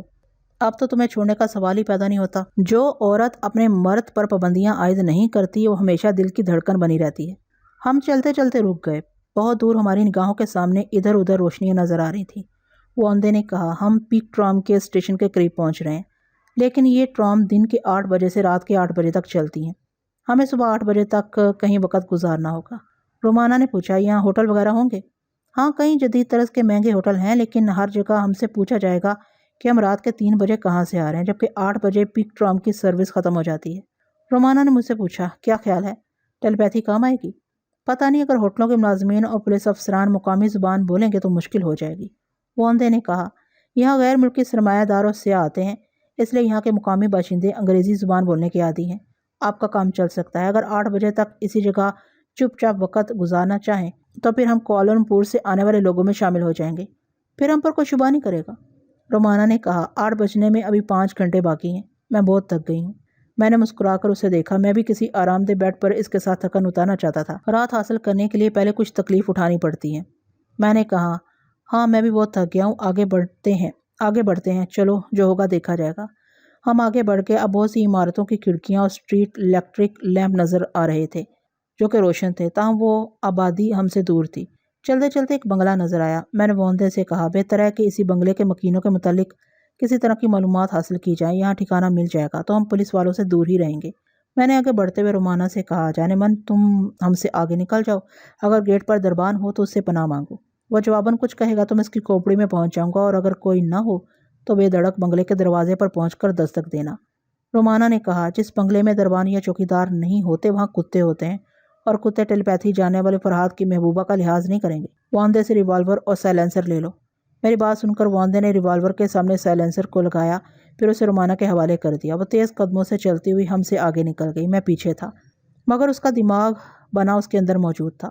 وہ 10 منٹ کے بعد بنگلے کے گیٹ پر پہنچ گئی۔ گیٹ پر کوئی چوکیدار نہیں تھا، لیکن وہاں ایک تختی لگی ہوئی تھی۔ میں نے رومانا کی سوچ کے ذریعے پڑھا لکھا تھا، کتوں کا خطرہ نہیں ہے، تشریف لے آئیں۔ رومانا حیرانی سے سوچ کے ذریعے بولی، تم نے یہ عجیب عبارت پڑھ لی ہوگی۔ ہاں، واقعی عجیب بات ہے، سارے جہان کے مالک مکان بن بلائے مہمانوں کو کتوں سے ڈراتے ہیں، مگر وہاں تو آدھی رات کے بعد خوشامدید کہا جا رہا ہے۔ وہ بولی، شاید بنگلے کا مالک یہ چاہتا ہو کہ ہم بے دھڑک چلے جائیں، پھر اچانک ہی کتوں کو ہم پر چھوڑ دیا جائے۔ ہاں، یہ ممکن ہے، ٹھہرو ہم آ رہے ہیں۔ میں نے واندے کو بتایا کہ وہاں کس قسم کی عبارت لکھی ہوئی ہے۔ اس نے بھی یہی کہا، چوروں کو یا ہم جیسے بن بلائے مہمانوں کو للکارنے کا یہ خوبصورت انداز ہے۔ اس عبارت کو پڑھنے کے بعد خطرہ اور بڑھ جاتا ہے۔ ہم رومانا کے پاس پہنچ گئے۔ گیٹ کھلا ہوا تھا۔ پہلے میں جانا چاہتا تھا، مگر رومانا آگے نکل گئی۔ واندے تیزی سے قدم بڑھاتا ہوا رومانا سے بھی آگے نکل گیا۔ رومانا تو خیر مجھ پر جان دیتی تھی، اس لیے وہ میرے سامنے ڈھال بن کر چلنا چاہتی تھی، لیکن واندے کی وفاداری نے مجھے متاثر کیا۔ ہم چاروں طرف محتاط نظروں سے دیکھتے ہوئے بنگلے کے دروازے پر پہنچ گئے۔ دروازے پر دستک دینے کی ضرورت پیش نہیں آئی۔ کال بیل کے بٹن کے پاس ہی ایک لفافہ لٹک رہا تھا جس پر جلی حروف سے لکھا ہوا تھا، یہ آپ کے لیے ہے۔ میں نے اس لفافے کو لے کر کھولا، ایک طے کیا ہوا کاغذ برآمد ہوا۔ اس کاغذ کو کھولا تو تحریر بولنے لگی، مسٹر فرہاد، خوش آمدید، آپ اپنے دوستوں میں آ گئے ہیں، بے خوف و خطر اندر تشریف لے آئیں۔ ڈرائنگ روم کے سینٹر ٹیبل پر آپ سے تفصیلی گفتگو ہوگی۔ میں نے وہ رکا رومانا کی طرف بڑھا دیا۔ وہ پڑھنے کے بعد بولی، یا حیرت، یہ پراسرار دوست کہاں سے پیدا ہو گئے؟ میں نے جواب دینے کی بجائے دروازے کو آہستگی سے کھولا۔ وہ آہستہ آہستہ کھلتا چلا گیا۔ سامنے خوبصورتی سے سجا ہوا ڈرائنگ روم نظر آ رہا تھا، مگر وہ مکینوں سے خالی تھا۔ میں نے دروازے پر کھڑے ہو کر آواز دی، کوئی ہے؟ کوئی جواب نہ ملا۔ میں نے پھر کہا، دوست بن کر خوش آمدید کہہ رہے ہو تو سامنے آ جاؤ۔ خالی ڈرائنگ روم میں میری آواز گونج کر رہ گئی۔ وہ اندھے کمرے میں داخل ہو کر چاروں طرف دیکھنے لگا۔ پھر وہ ڈرائنگ روم سے گزر کر دوسرے دروازے سے ایک راہداری میں پہنچ گیا۔ وہ اسے پڑھ رہا تھا۔ وہ بنگلہ ایک ڈرائنگ روم اور 2 بیڈ روم پر مشتمل تھا۔ وہ بیڈ روم، باتھ روم اور کچن وغیرہ میں جھانک آیا۔ ہمارے سوا وہاں کسی بھی اجنبی کا وجود نہ تھا۔ میں اور رومانہ ڈرائنگ روم میں آ گئے۔ سینٹر ٹیبل پر ایک اور لفافہ رکھا ہوا تھا۔ میں نے اسے اٹھا کر کھولا۔ رومانہ ریوالور لیے مستعد کھڑی ہوئی تھی۔ میں آرام دہ صوفے پر اطمینان سے بیٹھ کر پڑھنے لگا۔ سب سے پہلے حیرانی کی یہ بات بتا دوں کہ وہ خط اردو زبان میں لکھا ہوا تھا۔ میری نگاہوں کے سامنے جیسے پھول کھلنے لگے، رنگ بکھیرنے لگے۔ یوں لگ رہا تھا کہ صدیوں بعد اپنی محبوب اردو کا حسین چہرہ دیکھ رہا ہوں۔ میں نہیں جانتا تھا کہ وہ خط دوستی لائے گا یا دشمنی، مگر میں نے اس زبان کو چوم لیا۔ رومانہ نے حیرانی سے پوچھا، کسی محبوبہ نے لکھا ہے کیا؟ محبوبہ نے نہیں، ماں نے۔ یہ خط میری مادری زبان میں لکھا ہوا ہے۔ یہ کہہ کر میں اسے پڑھنے لگا۔ لکھا ہوا تھا، محترمی فرحات صاحب، آپ آئے ہمارے گھر میں خدا کی قدرت ہے، کیونکہ آپ کو پانا اور آپ کی میزبانی کا شرف حاصل کرنا خدا کی قدرت ہی سے ممکن ہے۔ اب آپ کام کی بات سن لیں۔ شاید آپ نے آج شام کا اخبار نہیں دیکھا ہے، اس لیے اپنا اصلی چہرہ لے کر آبادی میں گھوم رہے ہیں۔ آپ ایسا کریں، سینٹر ٹیبل کے نیچے آج شام کا اخبار رکھا ہوا ہے، پہلے اسے اٹھا کر پہلے صفحے پر ایک نظر ڈال لیں۔ میں نے ہاتھ کو دھورا چھوڑ کر سینٹر ٹیبل کے نیچے دیکھا، پھر ہاتھ بڑھا کر اخبار وہاں سے نکال لیا۔ اس کے پہلے صفحے پر میری بڑی سی تصویر شائع کی گئی تھی۔